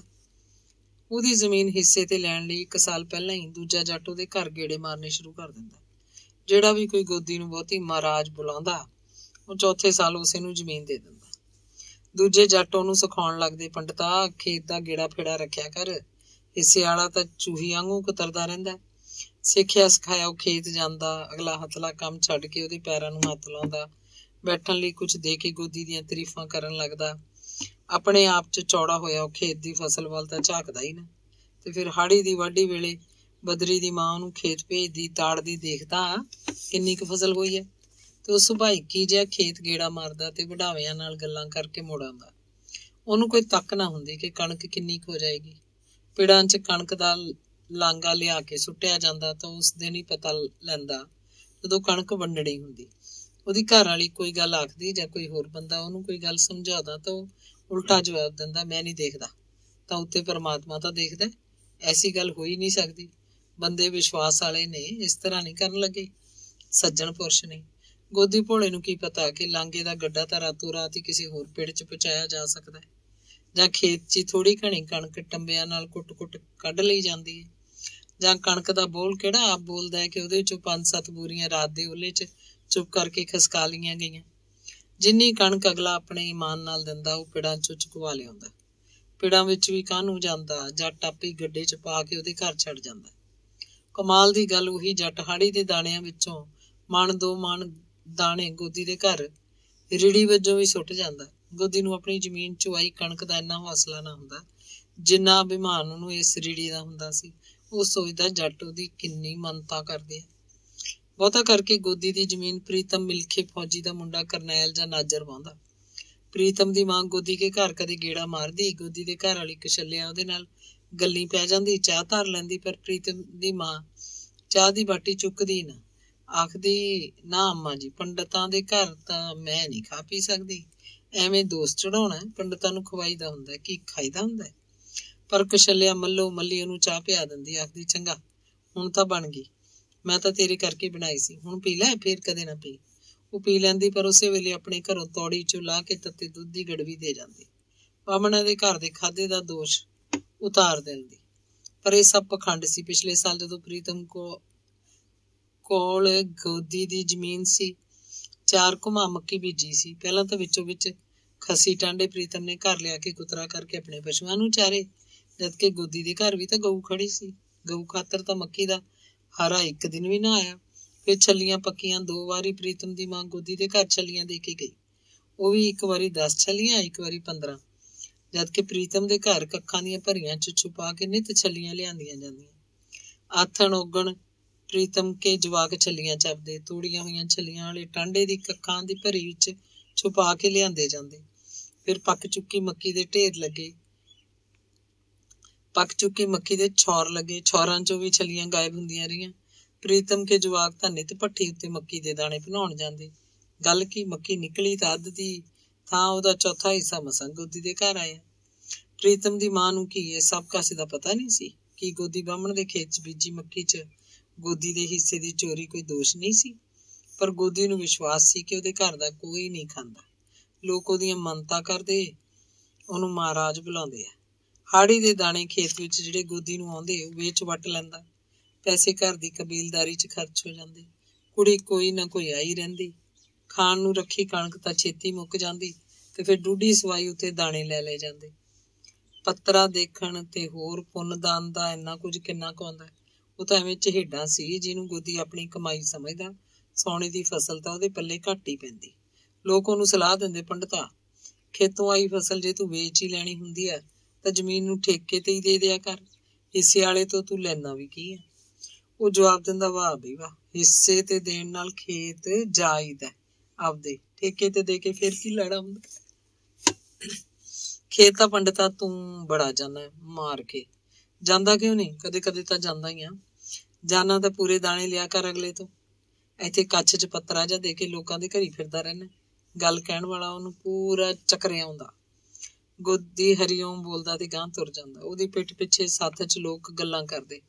ਕੋਈ ਆਖਦਾ ਜਿਵੇਂ ਇੰਨੀ ਜ਼ਮੀਨ ਹੈ ਇਹਦੇ ਕੋਲ, ਆਪ ਵਾਹੀ ਕਰੇ, ਮੌਜਾਂ ਕਰੇ। ਇਹ ਤਾਂ ਵਾਹੀ ਨਾ ਕਰੂ, ਇਹ ਜਿਹਨੇ ਮੰਗ ਖਾਣ ਦਾ ਭੁੱਸ ਪੈ ਗਿਆ ਉਹ ਨਹੀਂ ਫਿਰ ਡੱਕਾ ਤੋੜਦਾ, ਨਾਲੇ ਸਾਰੀ ਉਮਰ ਤਾਂ ਵਿਹਲਾ ਰਿਹਾ, ਹੁਣ ਇਹਦੇ ਹੱਡਾਂ 'ਚ ਜਾਨ ਕਿੱਥੇ ਹੈ। ਦੂਜਾ ਬੋਲ ਉੱਠਦਾ, ਉਹ ਇਹ ਤਾਂ ਭਾਈ ਕਰਦੇ ਦਾ ਕਿੱਤਾ ਹੈ। ਗੋਦੀ ਦਾ ਪਿਓ ਕਿਹੜਾ ਬਾਹਮਣ ਨਹੀਂ ਸੀ, ਪਰ ਉਹ ਕਿਸਾਨ ਸੀ ਪੂਰਾ। ਧਰਤੀ ਉਹਦੇ ਮੂਹਰੇ ਬੋਲਦੀ ਸੀ। ਇਹੋ ਜਿਹਾ ਸਿਆਣਾ ਹਲੀਆ ਮੈਂ ਨਹੀਂ ਕਦੇ ਦੇਖਿਆ। ਹਮੇਸ਼ਾ ਕਮਾਈ ਕੰਨੀ ਧਿਆਨ, ਵਾਧੂ ਖਰਚ ਨਹੀਂ ਕਰਨਾ। ਕਹਿੰਦਾ ਹੁੰਦਾ ਕਿਰਸਾਨ ਕਿਰਸ, ਜਿਹੜਾ ਕਿਰਸ ਕਰੇ ਉਹ ਕਿਰਸਾਨ। ਬਈ ਬੱਲੇ ਬੱਲੇ, ਗੋਦੀ ਦੇ ਪਿਓ ਨੂੰ ਜਾਣਦਾ ਕੋਈ ਬੰਦਾ ਉਹਦੀ ਤਾਰੀਫ ਕਰਨ ਲੱਗਦਾ ਤੇ ਫਿਰ ਵਿੱਚੋਂ ਹੀ ਕੋਈ ਤੇਜ਼ ਤਰਾਰ ਆਵਾਜ਼ ਆਉਂਦੀ, ਐਂ ਕਿਉਂ ਨਹੀਂ ਕਹਿੰਦੇ ਵੀ ਜ਼ਮੀਨ ਜੱਟ ਦੀ। ਇਹ ਨਾਈ ਬਾਹਮਣ ਛਿੰਬੇ ਝੋਰ ਕੀ ਜਾਣਨ ਜ਼ਮੀਨ ਦੀ ਸਾਰ। ਜਿਹਨੂੰ ਜ਼ਮੀਨ ਦੀ ਕਦਰ ਹੀ ਨਹੀਂ, ਉਹ ਇਹਦੇ ਚੋਂ ਕੀ ਕੱਢ ਲੂ। ਚੌਥੀ ਕੁੜੀ ਦੇ ਵਿਆਹ ਵੇਲੇ ਗੋਦੀ ਨੇ ਆਪਣੀ 2 ਕਮਾਂ ਜ਼ਮੀਨ 4000 ਰੁਪਏ 'ਚ ਮਿਲਕੇ ਫੌਜੀ ਨੂੰ ਗਹਿਣੇ ਧਰੀ ਸੀ। ਬਦਰੀ ਨੂੰ ਇਸ ਗੱਲ ਦਾ ਕੋਈ ਇਲਮ ਨਹੀਂ ਸੀ। ਵਿਆਹ ਤੋਂ ਬਾਅਦ ਹੀ ਪਤਾ ਲੱਗਿਆ। ਉਹ ਬਹੁਤ ਗੁੱਸੇ ਹੋਇਆ, ਉਹਨੂੰ ਬੜੀ ਹੀਣਤ ਆਈ। ਉਹ ਪਿਓ ਨੂੰ ਪੁੱਛਣ ਲੱਗਿਆ, ਪਹਿਲੇ 3 ਕੁੜੀਆਂ ਦੇ ਵਿਆਹ ਕੀਤੇ, ਉਦੋਂ ਤਾਂ ਟਿਕੀ ਨਾ ਜ਼ਮੀਨ ਗਹਿਣੇ, ਹੁਣ ਚੌਥੀ ਵੇਲੇ ਕੀ ਹੋ ਗਿਆ ਤੈਨੂੰ? 12 ਕਮਾਂ ਦੀ ਕਿੱਧਰ ਜਾਂਦੀ ਆ ਫਸਲ? ਮੈਂ ਜਿਹੜਾ ਹਰ ਮਹੀਨੇ ਫੜਾ ਜਾਣਾ, ਕਦੇ 200 ਕਦੇ 300, ਉਹ ਕਿੱਧਰ ਗਿਆ? ਕਾਸ ਨੂੰ ਦਿੰਦਾ ਸੀ ਮੈਂ ਉਹ ਪੈਸੇ। ਗੋਦੀ ਢਾਲਾ ਹੋ ਕੇ ਬੋਲੇ, ਮੈਂ ਭਾਈ ਕਿਹੜਾ ਲੱਡੂ ਲੈ ਲੈ ਖਾਣਾ, ਸ਼ਰਾਬ ਮੈਂ ਨਹੀਂ ਪੀਂਦਾ, ਫੀਮ ਮੈਂ ਨਹੀਂ ਖਾਂਦਾ, ਹੋਰ ਕੋਈ ਐਬ ਮੈਨੂੰ ਨਹੀਂ ਤਾਂ ਦੱਸ ਦੇ। ਮੈਂ ਤਾਂ ਭਾਈ ਲਿਆ ਦਿੰਨਾ ਸਗਾਂ ਦੀ, ਜਿੰਨੀ ਕੁ ਵਿਦਿਆ ਆਉਂਦੀ ਆ ਉਹਦੇ ਜ਼ੋਰ ਤੇ ਖੱਟੀ ਜਾਣਾ। ਸੁਆਹ ਪੜੀ ਆ ਵਿਦਿਆ ਤੂੰ, ਤੇਰੇ ਨਾਲ ਤਾਂ ਅਨਪੜ੍ਹ ਮੰਗਤੇ ਚੰਗੇ ਹੋਣਗੇ। ਮੰਗ ਕੇ ਖਾਂਦੇ 100 ਰਹਿੰਦੇ ਆ, ਨਾ ਫਿਕਰ ਨਾ ਫਾਕਾ। ਮੰਗਤਿਆਂ ਤੋਂ ਵੱਧ ਤੂੰ ਐ ਕੀ? ਇਹ ਚਾਲਾ ਫੜਨਾ ਸੀ ਤਾਂ ਨਾ ਜੰਮਦਾ ਮੁੰਡੇ ਕੁੜੀਆਂ, ਛੜਾ ਮਲੰਗ ਰਹਿੰਦਾ। ਵਿਆਹ ਕਾਹਨੂੰ ਕਰਾਇਆ ਸੀ? ਬਦਰੀ ਜਿਵੇਂ ਹੋਸ਼ ਗਵਾ ਬੈਠਾ ਹੋਵੇ, ਉਹਦੀਆਂ ਨਾਸਾਂ ਫਰਕਣ ਲੱਗੀਆਂ। ਓਏ ਜੇ ਮੈਂ ਤੈਨੂੰ ਜੰਮਿਆ ਕਿ ਤੂੰ ਮੈਨੂੰ ਜੰਮਿਆ? ਤੂੰ ਗੱਲਾਂ ਕੀ ਕਰਦਾ? ਤੂੰ ਬਹੁਤਾ ਸਿਆਣਾ ਹੈ। ਅਖੇ ਪੜ੍ਹ ਗਿਆ ਮੈਂ 14 ਜਮਾਤਾਂ। ਓਏ ਤੇਰੀਆਂ ਤਾਂ ਸਾਰੀਆਂ ਖੂਹ 'ਚ ਪੈ ਗਈਆਂ, ਤੈਨੂੰ ਪਤਾ ਕੀ ਹੈ ਕਬੀਲਦਾਰੀ ਦਾ? ਮਾਰੀ ਜਾਂਦਾ ਗੱਲਾਂ, ਨਾ ਅਕਲ ਨਾ ਮੌਤ। ਗੋਦੀ ਅਜੇ ਵੀ ਸੰਭਲ ਕੇ ਗੱਲ ਕਰ ਰਿਹਾ ਸੀ। ਇੱਕ ਬਿੰਦ ਦੋਵੇਂ ਚੁੱਪ ਹੋਏ। ਬਦਰੀ ਸਹਿਜ ਭਾਅ ਨਾਲ ਬੋਲੇ, ਅੱਛਾ ਆਇਓ ਦੱਸ ਬਾਪੂ, ਵੀ ਤੂੰ ਕਹਿਣਾ ਨਾ ਕਿ ਅਸੀਂ ਉੱਤਮ ਜਾਤ ਆ। ਜਦੋਂ ਕਿਸੇ ਜੱਟ ਦੇ ਘਰ ਵਿਆਹ ਹੁੰਦਾ, ਮੁੰਡੇ ਦਾ ਹੋਵੇ ਕੁੜੀ ਦਾ ਹੋਵੇ, ਲਾਗ ਲੈਣ ਵੇਲੇ ਦੂਜੇ ਲਾਗੀਆਂ ਦੇ ਨਾਲ ਹੀ ਮਾਂ ਖੜੀ ਹੁੰਦੀ ਹੈ, ਚੁੰਨੀ ਦਾ ਪੱਲਾ ਅੱਡੀ, ਨਾਈਆਂ ਤਖਾਣਾ ਝੋਰਾ ਮਰਾਸੀਆਂ ਤੇ ਦਲਤਾਂ ਵਗਾਰੀਆਂ ਵਿੱਚ ਇੱਕ ਇਹ ਨਹੀਂ ਹੁੰਦੀ। ਫਿਰ ਉੱਚੀ ਜਾਤ ਕਿਵੇਂ ਹੋਈ ਵੀ? ਛੱਲਿਆ ਬੋਲੀ, ਬਦਰੀ ਤੂੰ ਤਾਂ ਹੁਣ ਐਵੇਂ ਭਖਿਆ ਬੈਠਾ। ਇਹ ਤਾਂ ਭਾਈ ਕਰਮ ਹੈ ਆਪਣਾ, ਦਾਨ ਲੈਣਾ ਬਾਹਮਣ ਦਾ ਕਰਮ ਹੁੰਦਾ, ਸ਼ਾਸਤਰਾਂ 'ਚ ਲਿਖਿਆ ਹੋਇਆ, ਜਾਂ ਤਾਂ ਕਹਿ ਨਹੀਂ ਲਿਖਿਆ ਸ਼ਾਸਤਰਾਂ 'ਚ। ਬਦਰੀ ਦੀ ਹਾਸੀ ਨਿਕਲ ਗਈ। ਕਹਿੰਦਾ, ਤੂੰ ਬੇਬੇ ਕਿਹੜੇ ਗ੍ਰੰਥ ਪੜ੍ਹੀ ਐ, ਐਵੇਂ ਭਕਾਈ ਮਾਰੀ ਜਾਂਦੀ ਹੈ। ਗੋਦੀ ਨੇ ਆਪਣੇ ਸੱਜੇ ਹੱਥ ਦਾ ਅੰਗੂਠਾ ਚੀਚੀ ਦੇ ਪਹਿਲੇ ਵਾਢੇ ਤੇ ਧਰਿਆ ਤੇ ਬੋਲਣ ਲੱਗੇ, ਲਿਖਿਆ ਕਿਉਂ ਨਹੀਂ? ब्राह्मण का 6 कर्तव्य है, शिक्षा लेना और देना, यज्ञ करना और करवाना, और जा करके दान लेना और दान देना। नहीं, अज नहीं चलती थोड़ी ये पंडिताई। ये युग तां हत्थां नाल काम करन वालियां दा है। पंडित पुंडित कोई चीज नहीं, काम करो ते खाओ। थोड़े मगर हुण कोई नहीं लगदा, लोग सियाणे हो गए। बदरी नारायण असलों ही पंडिताई प्रथा दे विरुद्ध बोल रहा सी। जो मनदे ने भाई वो तां अज भी मनदे, जिहड़े नहीं मनदे ना मन। तू ना मन, तू ना जाई कदे किसे दे। ਉਹ ਮੈਂ ਤਾਂ ਜੁੱਤੀ ਨਹੀਂ ਮਾਰਦਾ ਇਸ ਕੁੱਤੇ ਕੰਮ ਦੇ। ਪੜ੍ਹਾਤਾ ਤਾਂ ਹੀ ਆਉਂਦੀਆਂ ਨੇ ਨਾ ਗੱਲਾਂ। ਹੁਣ ਕਿਵੇਂ ਮੜਾਕ ਮਗਜਾਲੀ ਮਾਰੀ ਹੈ, ਕਿਵੇਂ ਨਾ ਜਾਈਏ ਜਜਮਾਨਾਂ ਦੇ। ਦੱਸ, ਅੱਜ ਦੀ ਘੜੀ ਤਾਂ ਸਾਰਾ ਗਵਾੜ ਸਾਹਾਂ ਦਾ ਜ਼ਮਾਨਾ ਹੈ। ਬਦਰੀ ਦੀ ਮਾਂ ਫਿਰ ਦਲੀਲਾਂ ਉੱਤੇ ਉਤਰ ਆਈ। ਜਜਮਾਨ ਜਾਇਦਾਦ ਨੇ ਆਪਣੀ, ਇਹੀ ਤਾਂ ਅਸਲੀ ਜਾਇਦਾਦ ਹੈ ਬ੍ਰਾਹਮਣਾਂ ਦੀ। ਗੋਦੀ ਹੁਣ ਹੌਸਲੇ ਨਾਲ ਬੋਲਣ ਲੱਗਿਆ। ਜਜਮਾਨਾਂ ਦੀ ਜਾਇਦਾਦ ਦੇ ਸਿਰ ਤੇ ਜ਼ਮੀਨ ਨੂੰ ਵਾਢਾ ਧਰ ਲਿਆ ਨਾ। ਅਸ਼ਕੇ ਪਿਤਾ ਜੀ ਤੁਹਾਡੇ। ਬਦਰੀ ਵਿਅੰਗ ਦਾ ਤੀਰ ਮਾਰ ਕੇ ਮੁਸਕਰਾਇਆ। ਹਾਂ ਯਜਮਾਨ, ਪ੍ਰੋਤ ਦਾ ਰਿਸ਼ਤਾ ਤਾਂ ਐਸਾ ਹੀ ਹੈ। ਪ੍ਰੋਤ ਯੁੱਗਾਂ ਤੱਕ ਯਜਮਾਨ ਨੂੰ ਖਾਂਦਾ। ਇਹ ਰਿਸ਼ਤਾ ਨਾ ਟੁੱਟੇ, ਨਾ ਮੁੱਕੇ, ਨਾ ਵੇਚਿਆ ਜਾਏ, ਰਹਿੰਦੀ ਦੁਨੀਆ ਤੱਕ ਇਹ ਚੱਲਣਾ। ਇਹ ਅਮਰ ਰਿਸ਼ਤਾ ਹੈ। ਗੋਦੀ ਨੇ ਹਿੱਕ ਤੇ ਹੱਥ ਮਾਰਿਆ। ਠੀਕ ਹੈ ਕ੍ਰਿਸ਼ਨ ਜੀ, ਅਰਜਨ ਨੂੰ ਉਪਦੇਸ਼ ਦੇ ਰਹੇ ਹੈ। ਆਤਮਾ ਅਮਰ ਹੈ। ਬਦਰੀ ਹੱਸ ਕੇ ਉੱਠ ਖੜਾ। ਦੁਪਹਿਰ ਦਾ ਵੇਲਾ ਸੀ। ਬਦਰੀ ਨੇ ਘੱਦੂ ਵਾਲੇ ਨੂੰ ਜਾਣਾ ਸੀ। ਮਾਂ ਨੇ ਚਾਹ ਬਣਾਈ ਤੇ ਤਿੰਨੇ ਜਣੇ ਬਹਿ ਕੇ ਪੀਣ ਲੱਗੇ। ਬਦਰੀ ਨੂੰ ਮੁੱਢ ਤੋਂ ਆਦਤ ਸੀ। ਉਹ ਤੌਲੀਏ ਦੀ ਥਾਂ ਖੱਦਰ ਦਾ ਦੁਪੱਟਾ ਵਰਤਦਾ। 2 ਦੁਪੱਟੇ ਰੱਖਦਾ। ਸਿਰਿਆਂ ਦੇ ਲੜਿਆ ਕੇ ਸਾਬਣ ਲਾ ਕੇ ਥਾਪੇ ਨਾਲ ਕੁੱਟ ਧੋਂਦਾ। ਨੀਲ ਵੀ ਦਿੰਦਾ। ਚਿੱਟੇ ਦੁੱਧ ਦੁਪੱਟੇ, ਇੱਕ ਮੈਲਾ ਹੁੰਦਾ, ਦੂਜਾ ਕੱਢ ਕੇ ਮੈਲੇ ਨੂੰ ਧੋ ਕੇ ਸੁੱਕਣਾ ਪਾ ਦਿੰਦਾ। ਜਾਣ ਲੱਗਿਆ ਉਹਨੇ ਮਾਂ ਤੋਂ 4 ਗਜ ਖੱਦਰ ਮੰਗਿਆ। ਮਾਂ ਨੇ 2-2 ਗਜ ਦੇ 2 ਟੋਟੇ ਦੇ ਦਿੱਤੇ। ਝੋਲੇ 'ਚ ਪਾਉਣ ਤੋਂ ਪਹਿਲਾਂ ਬਦਰੀ ਪੁੱਛਣ ਲੱਗਿਆ, ਇਹ ਕਿੱਥੇ ਆਇਆ ਸੀ ਖੱਦਰ ਮਾਂ? ਉਹ ਝੱਟ ਦੇ ਕੇ ਕਹਿੰਦੀ, ਈਸਰ ਬੁੜਾ ਮਰ ਗਿਆ ਨਾ, ਉਹਦੇ ਭੋਗ ਤੇ ਦਿੱਤਾ ਸੀ ਉਹਨਾਂ ਨੇ। ਚੱਕ ਫੇਰੇ ਨਹੀਂ ਲੈਂਦਾ ਮੈਂ। ਘਰ ਦੀ ਤਾਣੀ ਦਾ ਕੋਈ 4 ਗਜ ਹੈਗਾ ਤਾਂ ਦੇ ਦੇ। ਰਿਸ਼ਤੇਦਾਰੀ ਚੋਂ ਆਇਆ ਹੋਵੇ ਉਹ ਵੀ ਠੀਕ ਹੈ। ਇਹ ਜਜਮਾਨਾਂ ਦੇ ਘਰੋਂ ਆਈ ਚੀਜ਼ ਚੋਂ ਤਾਂ ਮੈਨੂੰ ਸੂਗ ਜੀ ਆਉਂਦੀ ਹੈ। ਪਹਿਲਾਂ ਜਜਮਾਨਾਂ ਦੇ ਘਰਾਂ ਤੋਂ ਹੀ ਆਇਆ ਵਰਤਦਾ ਰਿਹਾ। ਮਰ ਜਾਣਿਆ, ਹੁਣ ਦੱਸ ਕੀ ਪਲੇਗ ਪੈਂਦੀ ਹੈ ਤੈਨੂੰ? ਬਸ ਹੁਣ ਪਲੇਗ ਹੀ ਪੈਂਦੀ ਹੈ। ਮੈਂ ਨਹੀਂ ਲੈਣਾ। ਰੱਖ ਲੈ ਇਹਨੂੰ ਸਾਂਭ ਕੇ ਆਪਦੇ ਸੰਦੂਕ 'ਚ। ਕਛਲਿਆ ਗਾਲਾਂ ਕੱਢਦੀ ਰਹੀ ਤੇ ਬਦਰੀ ਘਰੋਂ ਬਾਹਰ ਹੋ ਗਿਆ। ਗੋਦੀ ਸੋਚ ਰਿਹਾ ਸੀ ਮੁੰਡੇ ਨੂੰ ਕਿਤੇ ਕੋਈ ਕਸਰ ਤਾਂ ਨਹੀਂ ਚੰਬੜ ਗਈ। ਅੰਗ 12ਵਾਂ। ਹਾਲਾਤ ਬੜੀ ਤੇਜ਼ੀ ਨਾਲ ਬਦਲ ਰਹੇ ਸੀ। ਜ਼ਮੀਨ ਦੀ ਮੁਰੱਬਾਬੰਦੀ ਸ਼ੁਰੂ ਹੋ ਚੁੱਕੀ ਸੀ। ਪਿੰਡਾਂ 'ਚ ਪਟਵਾਰੀ ਗਿਰਜਾਂ ਵਾਂਗ ਆ ਉਤਰੇ। ਹਰ ਪਿੰਡ 'ਚ ਕਿਸੇ ਨਾ ਕਿਸੇ ਘਰ ਦੀ ਪੱਕੀ ਬੈਠਕ ਪਟਵਾਰਖਾਨਾ ਬਣੀ ਹੁੰਦੀ। ਪੁੰਜੇ ਦਰੀ ਤੇ ਪਟਵਾਰੀ ਲੋਕ ਆਪਣੀਆਂ ਲੱਕੜ ਦੀਆਂ ਡੈਸਕੀਆਂ ਲੈ ਕੇ ਬੈਠਦੇ। ਜ਼ਮੀਨਾਂ ਦੇ ਨਕਸ਼ੇ ਬਣਦੇ। ਅਨੇਕਾਂ ਰਜਿਸਟਰਾਂ 'ਚ ਪਤਾ ਨਹੀਂ ਕੀ ਕੁਝ ਲਿਖਿਆ ਜਾ ਰਿਹਾ ਸੀ। ਜ਼ਮੀਨਾਂ ਦੀਆਂ ਕੀਮਤਾਂ ਪੈ ਚੁੱਕੀਆਂ ਸੀ। ਜੱਟ ਦੁੱਧਾਂ ਦੀਆਂ ਗੜਵੀਆਂ ਲੈ ਕੇ ਆਉਂਦੇ ਤੇ ਪਟਵਾਰੀਆਂ ਦੇ ਕੰਨਾਂ ਕੋਲ ਬੈਠ ਕੇ ਘੁਸਰ ਮੁਸਰ ਕਰਦੇ। ਸ਼ੀਂਹ ਬਣੇ ਸ਼ਹਿਰੀਏ ਪਟਵਾਰੀ ਉੱਚਾ ਬੋਲ ਕੇ ਉਹਨਾਂ ਦੀ ਗੱਲ ਸੁਣਦੇ। ਗੱਲ ਬਣਦੀ ਲੱਗਦੀ ਤਾਂ ਦੂਜੇ ਪਾਸੇ ਜਾ ਕੇ ਜੱਟ ਦੀ ਗੱਲ ਸਵਾਰ ਕੇ ਸੁਣ ਲਈ ਜਾਂਦੀ। ਰਾਤ ਨੂੰ ਦਾਰੂ ਪੀਤੀ ਜਾਂਦੀ। ਮੁਰਗੇ ਤਲੇ ਜਾਂਦੇ। ਜਿਨ੍ਹਾਂ ਨੇ ਪਟਵਾਰੀਆਂ ਨਾਲ ਗੱਲ ਕਰ ਲਈ ਹੁੰਦੀ ਉਹ ਚਿੱਤੋਂ ਖਿੜੇ ਪਰ ਉੱਤੋਂ ਚੁੱਪਚਾਪ ਜੇ ਰਹਿੰਦੇ। ਕੋਈ ਪਟਵਾਰੀਆਂ ਕੋਲ ਨਾ ਗਿਆ ਹੁੰਦਾ, ਚੁੱਪਚਾਪ ਤਾਂ ਉਹ ਵੀ ਰਹਿੰਦਾ। ਉਹਦੀਆਂ ਤਾਂ ਰੱਬ ਉੱਤੇ ਡੋਰੀਆਂ ਹੁੰਦੀਆਂ। ਪਟਵਾਰੀ ਸੋਚਦੇ ਜਾਂ ਤਾਂ ਕੋਈ ਰੰਗੜ ਹੈ ਜਾਂ ਫਿਰ 12 ਮੁੱਠੀਆ। ਕੋਠੀ ਖੜਕ ਸਿੰਘ ਵਾਲਿਆਂ ਨੇ ਪਟਵਾਰੀਆਂ ਨੂੰ ਪਿੰਡ ਦੀ ਪੱਕੀ ਧਰਮਸ਼ਾਲਾ ਦੇ ਦਿੱਤੀ। ਹੋਰ ਕੋਈ ਜਾਵੇ ਨਾ ਜਾਵੇ, ਝੰਡਾ ਰਾਤ ਨੂੰ ਡਾਲੀ ਬੰਨ੍ਹਵਾਂ ਸੇਰ ਸਾਰਾ ਕੱਚਾ ਦੁੱਧ ਡੋਲਣੇ 'ਚ ਪਾ ਕੇ ਧਰਮਸ਼ਾਲਾ 'ਚ ਦੇ ਕੇ ਜਾਂਦਾ। ਦੁੱਧ ਦੇਣ ਆਇਆ ਉਹ ਪਟਵਾਰੀਆਂ ਨਾਲ ਗੱਲਾਂ ਵੀ ਮਾਰ ਜਾਂਦਾ। ਪਟਵਾਰੀਆਂ ਦੀਆਂ ਗੱਲਾਂ ਤੋਂ ਉਹਨੂੰ ਹੋਰ ਲੋਕਾਂ ਦੇ ਟੱਕਾਂ ਦਾ ਵੀ ਥਹੁ ਪਤਾ ਲੱਗਦਾ ਰਹਿੰਦਾ। ਸਵੇਰ ਵੇਲੇ ਝੰਡਾ ਹਰਦਿੱਤ ਨੂੰ ਦਹੀਂ ਦਾ ਡੋਲੂ ਦੇ ਕੇ ਪਟਵਾਰੀਆਂ ਕੋਲ ਭੇਜਦਾ। ਧਰਮਸ਼ਾਲਾ 'ਚ ਗੋਦੀ ਵੀ ਕਦੇ ਗੇੜਾ ਮਾਰਦਾ। ਉਹ ਪਟਵਾਰੀਆਂ ਨੂੰ ਜੈਹੋ ਕਰਦਾ। ਕੱਚ 'ਚ ਸਦਾ ਵਾਂਗ ਹੀ ਪੱਤਰਾ, ਮੋਢੇ ਲਾਲ ਪਰਨਾ। ਪਟਵਾਰੀਆਂ ਤੋਂ ਨਾ ਉਹਨੇ ਕੁਝ ਪੁੱਛਿਆ, ਨਾ ਪਟਵਾਰੀਆਂ ਨੇ ਆਪ ਉਹਨੂੰ ਜ਼ਮੀਨ ਬਾਰੇ ਕੁਝ ਦੱਸਿਆ। ਜਦੋਂ ਵੀ ਕਦੇ ਗੋਦੀ ਧਰਮਸ਼ਾਲਾ 'ਚ ਆਉਂਦਾ, ਪਟਵਾਰੀ ਉਹਨੂੰ ਦੇਖ ਕੇ ਹੱਸਣ ਲੱਗਦੇ। ਕੋਈ ਪਟਵਾਰੀ ਪੰਡਤ ਜੀ ਕਹਿ ਕੇ ਉਹਨੂੰ ਮਹਾਰਾਜ ਵੀ ਬੁਲਾ ਦਿੰਦਾ। ਗੋਦੀ ਖੁਸ਼ ਹੋ ਜਾਂਦਾ। ਗੋਦੀ ਨੂੰ ਤਾਂ ਜਿਵੇਂ ਮਹਾਰਾਜ ਚਾਹੀਦੀ ਸੀ। ਜ਼ਮੀਨ ਦੇ ਚਾਹੇ 4 ਟੱਕ ਕਿਉਂ ਨਾ ਬਣਦੇ ਫਿਰਨ, ਉਹਨੂੰ ਭੁਲੇਖਾ ਸੀ ਕਿ ਪਟਵਾਰੀ ਵੀ ਉਹਦਾ ਮਾਨ ਤਾਨ ਕਰਦੇ ਆ। ਲਗਭਗ ਸਭ ਜ਼ਿਮੀਂਦਾਰਾਂ ਨੇ ਆਪਣੇ ਆਪਣੇ ਖੇਤਾਂ 'ਚੋਂ ਦਰਖਤ ਵੱਢ ਲਏ। ਕਿੱਕਰਾਂ, ਬੇਰੀਆਂ, ਟਾਹਲੀਆਂ, ਕਿਤੇ ਕੋਈ ਪਿੱਪਲ ਜਾਂ ਬੋਹੜ ਖੜਾ ਰਹਿ ਗਿਆ। ਲੋਕ ਡਰਦੇ ਸੀ ਕਿ ਪਤਾ ਕਿਹਦੀ ਜ਼ਮੀਨ ਕਿਹਦੇ ਟੱਕ 'ਚ ਚਲੀ ਜਾਵੇ। ਪਿੰਡਾਂ 'ਚ ਬਲਾਕ ਵਿਕਾਸ ਸਕੀਮ ਵੀ ਸ਼ੁਰੂ ਹੋ ਚੁੱਕੀ ਸੀ। ਸਫੈਦਾ ਨਾਂ ਦਾ ਇੱਕ ਨਵਾਂ ਦਰਖਤ ਲੋਕਾਂ ਨੇ ਦੇਖਿਆ। ਇਹ ਦਰਖਤ ਬਲਾਕ ਵਿਕਾਸ ਵਾਲੇ ਲੈ ਕੇ ਆਏ। ਕਹਿ ਰਹੇ ਸੀ ਕਿ ਸਫੈਦਾ ਆਪਣੇ ਖੇਤਾਂ 'ਚ ਲਾਓ। ਸ਼ੁਰੂ 'ਚ ਪੇਂਡੂ ਲੋਕਾਂ ਨੇ ਇਸ ਦਰਖਤ ਵੱਲ ਕੋਈ ਧਿਆਨ ਨਹੀਂ ਦਿੱਤਾ। ਫਿਰ ਵੀ ਸਕੂਲਾਂ ਦੇ ਖੇਡ ਮੈਦਾਨਾਂ 'ਚ ਸਫੈਦੇ ਦੇ ਰੁੱਖ ਆਮ ਹੀ ਲਾ ਦਿੱਤੇ ਗਏ। ਸੂਏ, ਕੱਸੀਆਂ ਦੀਆਂ ਪਟੜੀਆਂ ਦੇ ਨਾਲ ਵੀ। ਪਿੰਡਾਂ ਦੇ ਲੋਕ ਤਾਂ ਮਖੌਲ ਕਰਦੇ, ਸਾਲਿਓ ਇਹ ਵੀ ਕੋਈ ਦਰਖਤ ਹੈ? ਨਾ ਫਲ ਦਿੰਦਾ ਨਾ ਛਾਂ, ਸਿੱਧਾ ਵਧੀ ਜਾਊ, ਜਿਵੇਂ ਅਸਮਾਨ ਨੂੰ ਹੱਥ ਲਾ ਲੈਣਾ ਹੋਵੇ। ਸਭ ਤੋਂ ਵੱਧ ਹੈਰਾਨੀ ਤਾਂ ਸੜਕਾਂ ਦੀ ਹੋਈ। ਜਿਨ੍ਹਾਂ ਰੋਈਆਂ 'ਚ ਕਦੇ ਹਾੜ ਬੋਲਦੇ ਹੁੰਦੇ, ਡਰਦਾ ਕੱਲਾ ਦੁਕੱਲਾ ਉੱਥੋਂ ਦੀ ਕਦੇ ਮਸਾਂ ਹੀ ਲੰਘਦਾ। ਉਹਨਾਂ ਟਿੱਬਿਆਂ, ਬੂਰਾਂ, ਝਾੜਾਂ, ਮਲਿਆਂ ਨੂੰ ਪੁੱਟ ਕੇ ਸੜਕਾਂ ਕੱਢਤੀਆਂ।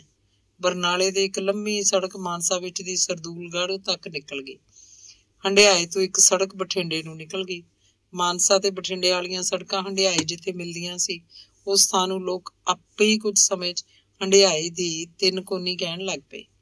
ਬਰਨਾਲੇ ਤੋਂ ਇੱਕ ਹੋਰ ਸੜਕ ਰਾਏਕੋਟ ਨੂੰ, ਇੱਕ ਹੋਰ ਸੜਕ ਬਿਲਾਸਪੁਰ ਤੇ ਬਦਨੀ ਵਿੱਚ ਦੀ ਮੋਗੇ ਤੱਕ ਚਲੀ ਗਈ। ਬਰਨਾਲੇ ਤੋਂ ਹੀ ਭਦੌੜ ਤੇ ਗਾਂ ਭਗਤੇ ਤੇ ਜਲਾਲ ਵਿੱਚ ਦੀ ਬਾਜੇਖਾਨੇ ਨੂੰ ਇੱਕ ਸੜਕ ਨਿਕਲ ਗਈ। ਮੋਗੇ ਤੇ ਬਾਜੇਖਾਨੇ ਵਾਲੀਆਂ ਸੜਕਾਂ ਪੱਖੋ ਕੇ ਪਿੰਡ ਨੇੜੇ ਮਿਲਦੀਆਂ, ਸੋ ਇੱਥੇ ਬਣ ਗਈ ਪੱਖੋ ਕੇ ਤਿੰਨ ਕੋਣੀ।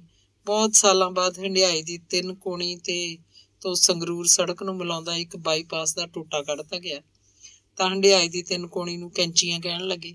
ਏਦਾਂ ਹੀ ਪੱਖੋ ਕੇ ਤਿੰਨ ਕੋਣੀ ਤੋਂ ਇੱਕ ਸੜਕ ਤਪੇਵਾਲ ਨਿਕਲ ਗਈ, ਇੱਕ ਪੱਖੋ ਦੀਆਂ ਕੈਂਚੀਆਂ ਬਣ ਗਈਆਂ। ਭਦੌੜ ਤੋਂ ਅੱਗੇ ਸਲਾਬਤਪੁਰ ਤੋਂ ਇੱਕ ਸੜਕ ਸਿਧਾਣਿਆਂ ਦੇ ਪੁਲ ਤੱਕ ਨਿਕਲ ਗਈ।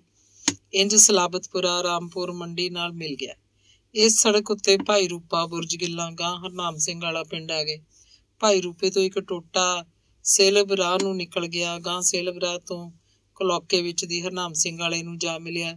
ਬਾਅਦ 'ਚ ਜਦੋਂ ਬੱਸਾਂ ਚੱਲਣ ਲੱਗੀਆਂ ਤਾਂ ਕੋਠੇ ਖੜਕ ਸਿੰਘ ਦੇ ਲੋਕ ਭਾਈ ਰੂਪੇ ਦੇ ਅੱਡੇ ਆ ਕੇ ਬੱਸਾਂ ਲੈਂਦੇ। ਬੁਰਜ ਗਿੱਲਾਂ ਤੇ ਸੇਲਬ ਰਾਹ ਦੇ ਅੱਡੇ ਵੀ ਉਹਨਾਂ ਨੂੰ ਇੱਕੋ ਜਿੰਨੀ ਦੂਰ ਸੀ, ਪਰ ਬਹੁਤੇ ਲੋਕ ਭਾਈ ਰੂਪੇ ਹੀ ਆਉਂਦੇ। ਪਿੰਡਾਂ ਦੇ ਲੋਕਾਂ ਲਈ ਬੱਸ ਨਾਂ ਦੀ ਚੀਜ਼ ਵੀ ਇੱਕ ਅਜੂਬਾ ਸੀ। ਉਹਨਾਂ ਨੇ ਤਾਂ ਲਾਰੀ ਦੇਖੀ ਸੀ। ਇਹ ਬੱਸ ਤਾਂ ਨਵੀਂ ਚੀਜ਼ ਸੀ ਕੋਈ। ਬਹੁਤੀਆਂ ਸਵਾਰੀਆਂ ਨੂੰ ਪਤਾ ਹੀ ਨਾ ਲੱਗਦਾ ਕਿ ਬੱਸ ਦਾ ਇੰਜਣ ਮੂਹਰੇ ਲੱਗਿਆ ਕਿ ਪਿੱਛੇ, ਜਾਂ ਬੱਸ ਦਾ ਮੂੰਹ ਕਿਹੜੇ ਪਾਸੇ। ਡਰਾਈਵਰ ਕੋਲ ਆ ਕੇ ਬੁੜੀ ਆਖਦੀ, ਵੇ ਭਾਈ ਖੋਲ੍ਹੀ ਅਲਮਾਰੀ, ਮੈਂ ਚੜ੍ਹਨਾ। ਤੇ ਫਿਰ ਬੱਸ ਅੰਦਰੋਂ ਕਿੰਨੀ ਲੰਮੀ ਚੌੜੀ ਸੀ। ਵਿੱਚ ਬੈਠ ਕੇ ਜੱਟ ਬੋਲਦੇ, ਭੈਣ ਦੀ ਪੈ ਗਿਆ, ਆਹ ਤਾਂ ਸਬਾਤ ਨੂੰ ਹੀ ਪਹੀਏ ਲਾ ਕੇ ਕੰਜਰਦਿਆਂ ਨੇ। ਖੂਹਾਂ ਤੇ ਹਲਟਾਂ ਦਾ ਰਿਵਾਜ ਘਟਣ ਲੱਗਿਆ। ਇੰਜਣ ਵਾਲੇ ਪਾਣੀ ਦੇ ਪੰਪ ਲਾਏ ਜਾ ਰਹੇ ਸੀ।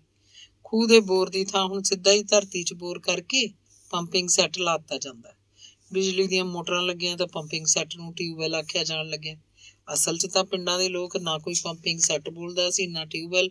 ਬੰਬਾ ਆਖਦੇ, ਛੋਟੇ ਬੋਰ ਨੂੰ ਬੰਬੀ, ਤੇ ਫਿਰ ਮੋਟਰ ਦੇ ਇੰਜਣ ਹੀ ਆਖਣ ਲੱਗੇ। ਮੋਟਰ ਦਾ ਪਾਣੀ, ਇੰਜਣ ਦਾ ਪਾਣੀ, ਜਾਂ ਫਿਰ ਬੋਰ ਦਾ ਪਾਣੀ। ਨਵੇਂ ਹਲ, ਬੀਜ ਬਣਾਉਟੀ, ਖਾਦਾਂ, ਟਰੈਕਟਰਾਂ, ਟਰਾਲੀਆਂ ਦੀ ਆਮਦ ਨਾਲ ਪਿੰਡਾਂ 'ਚ ਇੱਕ ਨਵਾਂ ਹੀ ਉਤਸ਼ਾਹ ਜਾਗਿਆ। ਸੜਕਾਂ ਵੀ ਨਿਕਲੀਆਂ, ਸ਼ਹਿਰ ਪਿੰਡ ਵੱਲ ਆਉਣ ਲੱਗਿਆ, ਪਿੰਡ ਸ਼ਹਿਰ ਨੂੰ ਭੱਜ ਨਿਕਲਿਆ। ਕੋਠੇ ਖੜਕ ਸਿੰਘ ਬਾਣੀਏ ਦੀ ਹੱਟ ਉੱਤੇ ਜਦੋਂ ਇੱਕ ਦਿਨ ਬੱਤਿਆਂ ਦੀ ਪੇਟੀ ਤੇ ਬੁਰੀ 'ਚ ਬਲੇਟੀ ਬਰਫ਼ ਆ ਟਿਕੀ ਤਾਂ ਪਿੰਡ ਦੀਆਂ ਗੱਲਾਂ ਹੋਣ ਲੱਗੀਆਂ, ਆਹ ਤਾਂ ਇੱਥੇ ਹੀ ਪਟਿਆਲਾ ਸ਼ਹਿਰ ਬਣ ਗਿਆ ਬਈ। ਮੁਰੱਬਾਬੰਦੀ ਦੇ ਨਵੇਂ ਰਾਹ ਨਿਕਲ ਗਏ। ਪਿੰਡਾਂ ਦੇ ਆਲੇ ਦੁਆਲੇ ਫਿਰਨੀਆਂ ਛੱਡ ਕੇ ਬਾਹਰ ਪਲਾਟ ਕੱਟਤੇ ਗਏ। ਘਰ ਪਾਉਣ ਲਈ ਵੱਖ, ਰੂੜੀਆਂ ਲਾਉਣ ਲਈ ਵੱਖ। ਝੰਡਾ ਸਿੰਘ ਨੇ ਆਪਣਾ ਨਵਾਂ ਮਕਾਨ ਫਿਰਨੀ ਤੇ ਬਣਾ ਲਿਆ। ਕਿਲੇ ਜਿਹਾ ਵੱਡਾ ਮਕਾਨ, ਵੱਡਾ ਸਾਰਾ ਵਿਹੜਾ, ਫਿਰਨੀ ਉੱਤੇ ਲੋਹੇ ਦਾ ਗੇਟ, ਸੱਜੇ ਖੱਬੇ ਨੂੰ ਵੱਡੀਆਂ ਬੈਠਕਾਂ, ਮਗਰਲੇ ਪਾਸੇ 4 ਵੱਡੇ ਵੱਡੇ ਕਮਰੇ, ਮੂਹਰੇ ਵਰਾਂਡਾ, ਸੱਜੇ ਹੱਥ ਕਮਰੇ ਜਿੱਡੀ ਵੱਡੀ ਰਸੋਈ, ਰਸੋਈ ਦੇ ਨਾਲ ਗੁਸਲਖਾਨਾ, ਖੱਬੇ ਹੱਥ ਕੰਧ ਨਾਲ ਪੱਕੀ ਕੁਰਲੀ ਬਣਾ ਕੇ ਇੱਕ ਲੰਮਾ ਵਰਾਂਡਾ ਛੱਤ ਦਿੱਤਾ। ਵਰਾਂਡੇ ਦੇ ਅੱਧ ਬਾਰ ਖੁੱਲੇ, ਅੱਧੇ ਬੰਦ। ਸਿਆਲਾਂ 'ਚ ਬੰਦ ਬਾਰਾਂ ਵਾਲੇ ਥਾਂ ਡੰਗਰ ਪਸ਼ੂ ਖੜਦੇ, ਗਰਮੀਆਂ 'ਚ ਖੁਲਵਾਰੇ ਥਾਂ। ਵਿਹੜੇ 'ਚ ਨਿੰਮ ਟਾਹਲੀਆਂ ਦੇ ਦਰਖਤ। ਝੰਡਾ ਸਿੰਘ ਕੋਲ ਇਸ ਵੇਲੇ 20 ਕਿੱਲੇ ਜ਼ਮੀਨ ਗਹਿਣੇ ਦੀ ਤੇ 30 ਕਿੱਲੇ ਆਪਣੀ ਸੀ। ਇਸ 'ਚੋਂ 10 ਕਿੱਲੇ ਬੈ ਸੀ। ਹਰਦਿੱਤ ਦੀ ਬਹੂ ਕੋਲ ਕੁੜੀ ਤੋਂ ਬਾਅਦ ਇੱਕ ਮੁੰਡਾ ਵੀ ਹੋ ਗਿਆ ਸੀ। ਕੁੜੀ ਸਕੂਲ ਜਾਂਦੀ, ਮੁੰਡਾ ਅਜੇ ਛੋਟਾ ਸੀ। ਹਰਦਿੱਤ ਪਿੰਡ 'ਚ ਪਹਿਲਾਂ ਟਰੈਕਟਰ ਲੈ ਕੇ ਆਇਆ। ਸਾਰਾ ਪਿੰਡ ਉਹਨਾਂ ਦੇ ਘਰ ਟਰੈਕਟਰ ਦੇਖਣ ਆਇਆ। ਲੋਕ ਹੱਥ ਲਾ ਲਾ ਟਰੈਕਟਰ ਨੂੰ ਦੇਖਦੇ ਤੇ ਹੈਰਾਨ ਹੁੰਦੇ, ਹੱਦ ਹੋ ਗਈ ਬਈ, ਬਲਦਾਂ ਦੀ ਥਾਂ ਕੀ ਚੀਜ਼ ਬਣਾਤੀ ਅਕਲਾਂ ਵਾਲਿਆਂ ਨੇ। ਟਰੈਕਟਰ ਵਾਸਤੇ ਹਰਦਿੱਤ ਨੇ ਪਸ਼ੂਆਂ ਵਾਲੇ ਵਰਾਂਡੇ ਦੇ ਨਾਲ ਹੀ ਇੱਕ ਨਵਾਂ ਕਮਰਾ ਪਵਾ ਲਿਆ। ਹਰਦਿੱਤ ਆਪ ਟਰੈਕਟਰ ਚਲਾਉਂਦਾ, ਪੂਰੇ ਰੋਹਬ ਨਾਲ ਟਰੈਕਟਰ ਦੀ ਸੀਟ ਤੇ ਬੈਠਦਾ। ਇਸ ਸਾਲ ਨਾਜਰ ਨੇ ਖੇਤੀ ਦਾ ਕੰਮ ਛੱਡਤਾ। ਭਾਈ ਰੂਪੇ ਦੇ ਬਾਣੀਆਂ ਨਾਲ ਸ਼ਰਾਬ ਦੇ ਠੇਕੇ 'ਚ ਚੁਆਨੀ ਪਾ ਲਈ। ਠੇਕੇ ਉੱਤੇ ਉਹੀ ਬੈਠਦਾ। ਮੁਨੀਮੀ ਦੇ ਕੰਮ ਲਈ ਬਾਣੀਆਂ ਦਾ ਆਪਣਾ ਬੰਦਾ ਸੀ। ਨਾਜਰ ਰਾਤ ਵੀ ਭਾਈ ਰੂਪੇ ਹੀ ਕੱਟਦਾ। ਸਵੇਰੇ ਪਿੰਡ ਆ ਜਾਂਦਾ, ਨਹਾਉਂਦਾ ਧੋਂਦਾ, ਰੋਟੀ ਖਾ ਕੇ ਦੁਪਹਿਰ ਢਲੀ ਤੋਂ ਫੇਰ ਠੇਕੇ ਤੇ ਵਗ ਜਾਂਦਾ। ਹਰਨਾਮੀ ਨੂੰ ਸਾਹ ਦੀ ਕਸਰ ਰਹਿੰਦੀ। ਉਹਨੇ ਤਾਂ ਆਥਣੇ ਸ਼ਰਾਬ ਦਾ ਇੱਕ ਪੈਗ ਪੀਂਦੀ, ਰੋਟੀ ਖਾ ਲੈਂਦੀ। ਇੰਜ ਕਰਨ ਨਾਲ ਸਾਹ ਟਿਕਿਆ ਰਹਿੰਦਾ, ਰਾਤ ਨੂੰ ਨੀਂਦ ਆ ਜਾਂਦੀ। ਉਹਦੀ ਉਮਰ ਢਲ ਚੱਲੀ ਸੀ। ਹੁਣ ਉਹ ਅਗਵਾੜ ਦੀਆਂ ਦਾਨੀਆਂ ਬੁੜੀਆਂ ਵਿੱਚ ਬੈਠਦੀ, ਸਿਆਣਪ ਭਰੀਆਂ ਗੱਲਾਂ ਕਰਦੀ। ਗਿੰਦਰ ਬਹੁਤਾ ਕਰਕੇ ਪ੍ਰਗਦਾਸ ਦੇ ਡੇਰੇ ਰਹਿੰਦਾ। ਗੁਰਮੁਖੀ ਦੇ ਅੱਖਰ ਸਿੱਖ ਕੇ ਉਹ ਪੰਜਾਬੀ ਬਾਲ-ਬੋਧ ਪੜ੍ਹਨ ਲੱਗ ਪਿਆ ਸੀ। 5 ਗ੍ਰੰਥੀ ਪੜ੍ਹ ਕੇ ਫਿਰ ਗੁਰੂ ਗ੍ਰੰਥ ਸਾਹਿਬ ਦਾ ਪਾਠੀ ਬਣ ਗਿਆ। ਹੁਣ ਲੋਕ ਉਹਨੂੰ ਗਿਆਨੀ ਜੀ ਕਹਿੰਦੇ। ਆਪਣੇ ਆਪ ਨੂੰ ਉਹ ਜੋਗਿੰਦਰ ਸਿੰਘ ਜੋਗੀ ਕੁਹਾ ਕੇ ਬਹੁਤ ਖੁਸ਼ ਹੁੰਦਾ। ਪ੍ਰਾਗਦਾਸ ਹੁਣ ਪਿੰਡਾਂ 'ਚ ਲੋਕਾਂ ਦੇ ਘਰੇ ਅਖੰਡ ਪਾਠ ਵੀ ਖੋਲ੍ਹਦਾ। ਆਪਣੀ ਰੀਤੀ ਅਨੁਸਾਰ ਅਖੰਡ ਪਾਠ ਵਾਲੇ ਘਰ ਸ਼ਾਮ ਨੂੰ ਆਰਤੀ ਹੁੰਦੀ, ਨਰਸਿੰਘਾ ਵੱਜਦਾ। ਭੋਗ ਵਾਲੇ ਦਿਨ ਅਰਦਾਸ ਨਾਲ ਇੱਕ ਹੋਰ ਅਰਦਾਸ ਜੋੜ ਦਿੱਤੀ ਜਾਂਦੀ, ਜਿਸ ਵਿੱਚ ਹਿੰਦੂ ਦੇਵੀ ਦੇਵਤਿਆਂ ਦੀ ਉਸਤਤੀ ਹੁੰਦੀ। ਫਿਰ ਕੜਾਹ ਪ੍ਰਸ਼ਾਦੀ ਦੇਗ ਵਰਤਾਈ ਜਾਂਦੀ।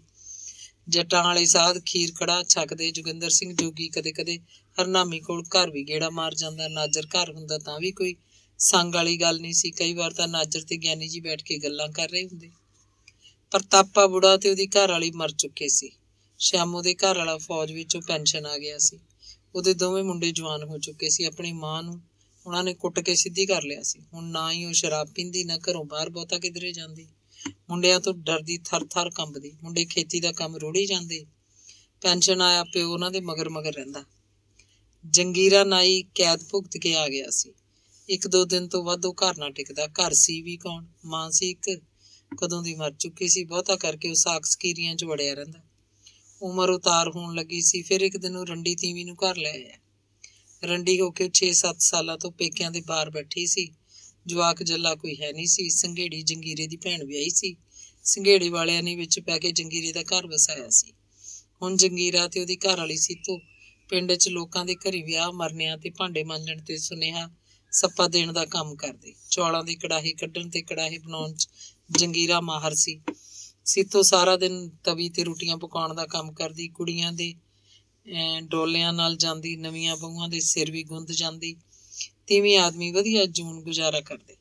ਮੱਲਣ ਦਾ ਟਾਹਲੀ ਵਾਲਾ ਸਾਰਾ ਖੇਤ ਝੰਡੇ ਕੋਲ ਗਹਿਣੇ ਟਿਕ ਚੁੱਕਿਆ ਸੀ। ਗਹਿਣਾ 30,000 ਰੁਪਏ ਤੱਕ ਚਲਾ ਗਿਆ।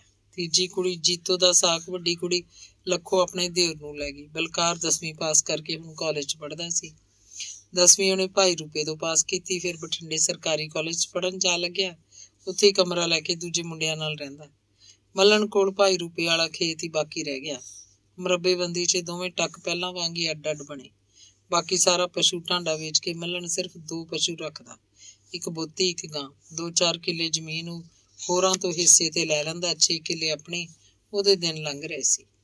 ਬਲਕਾਰ ਹਰ ਮਹੀਨੇ ਆ ਕੇ ਆਪਣਾ ਖਰਚ ਲੈ ਜਾਂਦਾ। ਆਪ ਤੰਗ ਰਹਿ ਰਹਿ ਕੇ ਮੁੰਡੇ ਨੂੰ ਪੜ੍ਹਾ ਰਿਹਾ ਸੀ। ਉਹਦੀ ਇੱਕੋ ਆਸ ਸੀ ਕਿ ਬਲਕਾਰ 14 ਜਮਾਤਾਂ ਪਾਸ ਕਰਕੇ ਕੋਈ ਅਫਸਰ ਬਣੇਗਾ ਤੇ ਫਿਰ 30,000 ਰੁਪਈਆ ਉਤਾਰ ਕੇ ਉਹਦਾ ਟਾਹਲੀ ਵਾਲਾ ਖੇਤ ਛੁਡਾ ਦੇਗਾ। ਪ੍ਰਾਗਦਾਸ ਦਾ ਕਾਰ ਮੁਖਤਿਆਰ ਚਰਨਦਾਸ ਮਰ ਗਿਆ। ਹੁਣ ਉਹਦੇ ਮੁੰਡੇ ਤੀਰਥ ਸਿੰਘ ਨੇ ਗੋਦੀ ਬਾਹਮਣ ਉੱਤੇ ਮੁਕੱਦਮਾ ਕਰਤਾ। ਮੁਕੱਦਮਾ ਸੀ 2 ਵਿਗੇ ਜ਼ਮੀਨ ਦਾ। ਚਰਨਦਾਸ ਔਰ ਗੁਰਚਰਨ ਸਿੰਘ ਦੇ ਘਰ ਕੋਈ ਔਲਾਦ ਨਹੀਂ ਹੋ ਰਹੀ ਸੀ। ਉਹਨੇ ਬਹੁਤ ਪੁੰਨਦਾਨ ਕੀਤਾ। ਫਿਰ ਜਦੋਂ ਤੀਰਥ ਜੰਮਿਆ ਤੇ 2 ਵਿਗੇ ਜ਼ਮੀਨ ਗੋਦੀ ਦੇ ਬਾਪ ਨੂੰ ਪੁੰਨ ਕਰਕੇ ਦੇ ਦਿੱਤੀ। ਉਦੋਂ ਤੋਂ ਹੀ ਇਹ 2 ਵਿਗੇ ਜ਼ਮੀਨ ਗੋਦੀ ਦੇ ਕਬਜ਼ੇ 'ਚ ਸੀ। ਕਿਸੇ ਦੇ ਸਿੱਖੇ ਸਿਖਾਏ ਤੀਰਥ ਨੇ ਬਾਪ ਦੇ ਮਰਨ ਬਾਅਦ ਅਗਵਾੜ ਦਾ ਕੱਟ ਕੀਤਾ। ਗੋਦੀ ਦੀ ਪਹਿਲਾਂ ਤਾਂ ਮਿਹਨਤ ਕੀਤੀ, ਉਹ ਨਾ ਮੰਨਿਆ ਤਾਂ ਫਿਰ ਰੋਬ ਦਿੱਤਾ ਕਿ ਉਹ 2 ਵਿਗੇ ਜ਼ਮੀਨ ਛੱਡ ਦੇ। ਉਹਦਾ ਪਿਓ ਗੁਰਚਰਨ ਸਿੰਘ ਤਾਂ ਐਵੇਂ ਕਮਲਾ ਸੀ, ਜ਼ਮੀਨ ਵੀ ਕਦੇ ਕਿਸੇ ਨੇ ਪੁੰਨ ਕਰਕੇ ਦਿੱਤੀ ਹੈ। ਗੋਦੀ ਅੜ ਗਿਆ। ਇਹ ਤਾਂ ਉਹਦੀ ਹੱਦ ਤੱਕ ਸੀ। ਦਾਨ ਵਾਪਸ ਕਰਨਾ ਤਾਂ ਅਜੀਬ ਗੱਲ ਸੀ। ਗੋਦੀ ਨੇ ਵੀ ਬ੍ਰਹਮ ਤੇਜ ਦਿਖਾਇਆ। ਜਾਨ ਬਖਸ਼ ਦੇ ਦਿਆਂ, ਦਾਨ ਮੋੜ ਕੇ ਨਹੀਂ ਦੇਣਾ। ਤੇ ਫਿਰ ਤੀਰਥ ਨੇ ਫੂਲ ਜਾ ਕੇ ਗੋਦੀ ਤੇ ਮੁਕੱਦਮਾ ਕਰਤਾ। ਗੋਦੀ ਦੇ ਵਿਸ਼ਵਾਸ ਨੂੰ ਵੱਡੀ ਸੱਟ ਲੱਗੀ। ਕਿਹੋ ਜਿਹਾ ਜ਼ਮਾਨਾ ਆ ਗਿਆ, ਘੋਰ ਕਲਯੁਗ। ਧੰਨਵਾਦ।